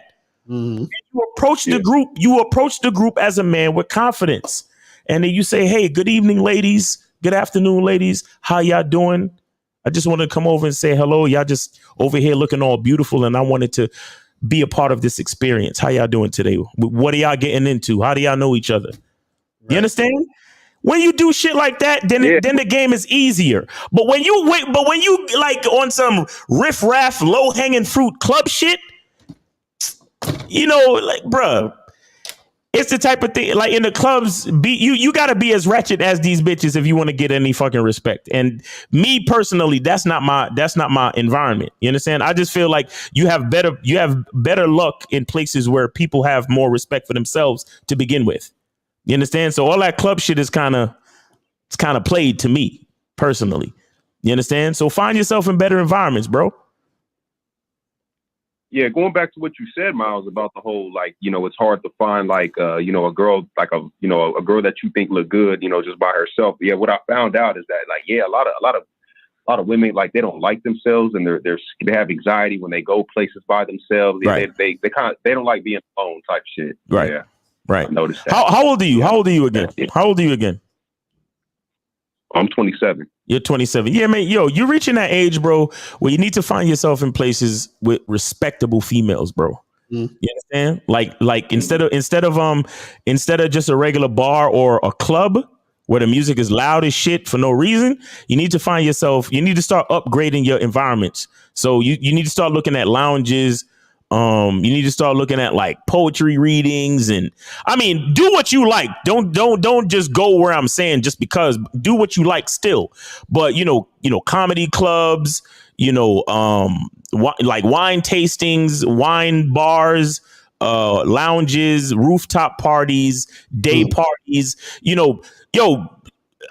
might cost a little bit of extra money, but find events with actual tickets. Like get on Eventbrite and find events where people are actually paying a little bit of money to be at a certain place. You know, $30. I mean, it is what it is. It's just the environment that we live in. If you're trying to get a little bit more upscale experience, sometimes you gotta make that investment, bro. It is what it is. You understand what I'm saying? So understand where you're at. You understand? That's a situational awareness and social intelligence is paramount to gain. Right. You understand? So you in a situation full of insecure bitches, of course you're gonna get the cock blockers. But you in a situation where shit, you got respectable females and you walk up, hey ladies, how y'all doing? Just want to come over and say hi. Y'all looking so good. I see all this beautiful melanin over here. I just had to come over and say what's up. How y'all doing? That's my flow when I come in, and I don't ever get a negative response. Now, like I said, they may not all hit me back, but I never get a negative response because I'm dealing with respectable people in respectable environments. You get what I'm saying? Yeah, most definitely. All right, bro. So yeah, I hope that helped you out, man. Yeah, no, it really did. It really opened my eyes. Yeah, I got to stop. I mean, like I still got that mindset of like, oh yeah, the club. But yeah, I didn't think about the whole rats as well. Exactly. You fucking with hood. You fucking with bitches that be wearing them fucking 6-inch claws for nails. You fucking with bitches that can't even wipe their ass because their nails so fucking long. That's the type of bitches you fucking with. You don't want them anyway, bro. Because a bitch that can't wipe her fucking ass because her nails is too long, you don't want that. Right. Yeah, You feel me? I definitely got to upgrade. Yeah, it's just like just based off what I've seen, like the upscale ones. Because I know you and I, we like thick bitches. Like we like thick bitches, and it's kind of hard finding. For me, it is. I'm speaking on myself. It's kind of hard finding an upscale thick woman like that really got ass. The upscale ones, they kind of watch what they eat. They they like salad and they don't. Nah, bro. I don't know where you hanging out at, but where I be at, the upscale joints got body, bro. I don't know what you talking about. Okay. Yo, you 27. You 27. Most of you anywhere around 30. This is where they quote unquote hit the wall. Remember? So this is where they start to get a little chubby. So they're gonna have some type of ass. Remember? I mean, hey, I didn't say that, but no. I know. I'm saying what the niggas is saying, but I'm saying based because all of the shit is based on statistics, right? So this is around a time where you got to catch them now before they go past the wall, because you age 27. Yeah, you understand? You age 27, right. So this is the time. So most of them is gonna have ass. When was the last time you been to a rooftop party or a day party or an event where you have to pay for to holler at bitches? I'm gonna be honest with you. I ain't never. So that's what I'm trying to say to you, brother. Upgrade your game. Upgrade your environments, bro. Yeah. Get on. You ever heard of Eventbrite? No. Okay. There is an app called Eventbrite. Eventbrite. It's a orange E. When you go to the App Store, it looks like the icon is an orange E, lowercase E. Isn't our tickets on Eventbrite too? Yeah, our tickets are on Eventbrite for the man. The manhood is disgusting. He's about to say it too. I know it's like all this masculinity and manhood shit. But yeah, Game Kings 2 joint is on Eventbrite right now. You know what I'm saying? It's on there right now. It's orange with a lowercase E. It's orange with a lowercase E. Yeah. That's on there right now. You know what I'm saying? So go on that app and search for the type of shit you want. Whether you're looking for business networking, poetry readings, karaoke night, ladies night, singles events. Just search what you want, bro. And you say you in LA? Yeah. Yeah, so you're gonna have a massive choice of different events. If you in Los Angeles, bro. I mean, just make sure you stay in the right areas. You know how that go. I'm only here. Hold on, I'm only here in I'm only out here in LA just for visiting, but I reside in Phoenix, Arizona. I mean, I would imagine you still have events in Phoenix, Arizona too, bro. Yeah. Okay. So just do your thing, bro. Do your thing. Like I said, upgrade your environments, bro. Upgrade your environments. All right, brothers. All right. I appreciate y'all, man. Thank you. All right, man. Have a good one. Take it easy, brother. Take it easy. Thanks for the call. Thanks for the donation. And you be safe. Safe travels and stuff, man. Take it easy. Thank you. All right. I'm going to cut these lines just because it's already about that time. Yeah, heard me. Bam. Real shit. So guys, man, that's we way past overtime. All right, so listen, man. Remember, guys, make sure that y'all get the tickets, man. Go click the link below the videos, man. Make sure y'all get them tickets to the Game Kings 2 Definition of a Man seminar. And myself, Miles Cunningham, Taekwondo, Kerry K. Zagan, and Ron Wills. This April is gonna be here sooner than you think. So don't be waiting till the last minute and then feel some type of way. You know what I'm saying? Yeah, right. Don't dilly dally. And also make sure you guys go to the badboymembership.com to get step-by-step dating tutorials, best practices for dating, especially so you won't end up in a fucking relationship where you got to sit in your driveway for an hour because you're scared of your wife. Exactly. You know what I'm saying? Exactly. And then after that, make sure you check out the and on the Bad Boy membership, the latest joint is called 21 Boyfriend Energy Behaviors that make women wait to have sex with you. You know what I'm saying? So make sure you get on that, man. For real. All right, people. So, man, we appreciate y'all tuning in, man. We will definitely see you guys in a minute. What's today? Tuesday. So we'll I'm probably gonna do a live stream tomorrow and shit and all that other stuff. If you got the show with Steve the Dean. Oh, right. Yeah. That's a fact. That's a fact. So yeah, so guys, make sure you tune in and do all that other good shit. You feel me? So we will holler at y'all later. And remember, the truth is inside you. Peace. We gone. We out. Later. When it comes to being a man, it's about being that rock. It's about being stable. So first, you're going to have to find discipline within yourself. Do you have that type of discipline? Do you even have the heart to be ruthless? Women need leadership. It is in their nature to seek out leadership. You know, you can't do it 99 because all that's part of a man. You got to do it 100. Apparently, these women out here having sex with somebody. Apparently, they're getting pregnant with somebody. Shoot, somebody getting some. You should look at something like hypergamy and allow it to inspire you to always be evolving, getting better, expanding, developing. There are things you know, there are things you don't know. Then there are things you don't know you don't even know.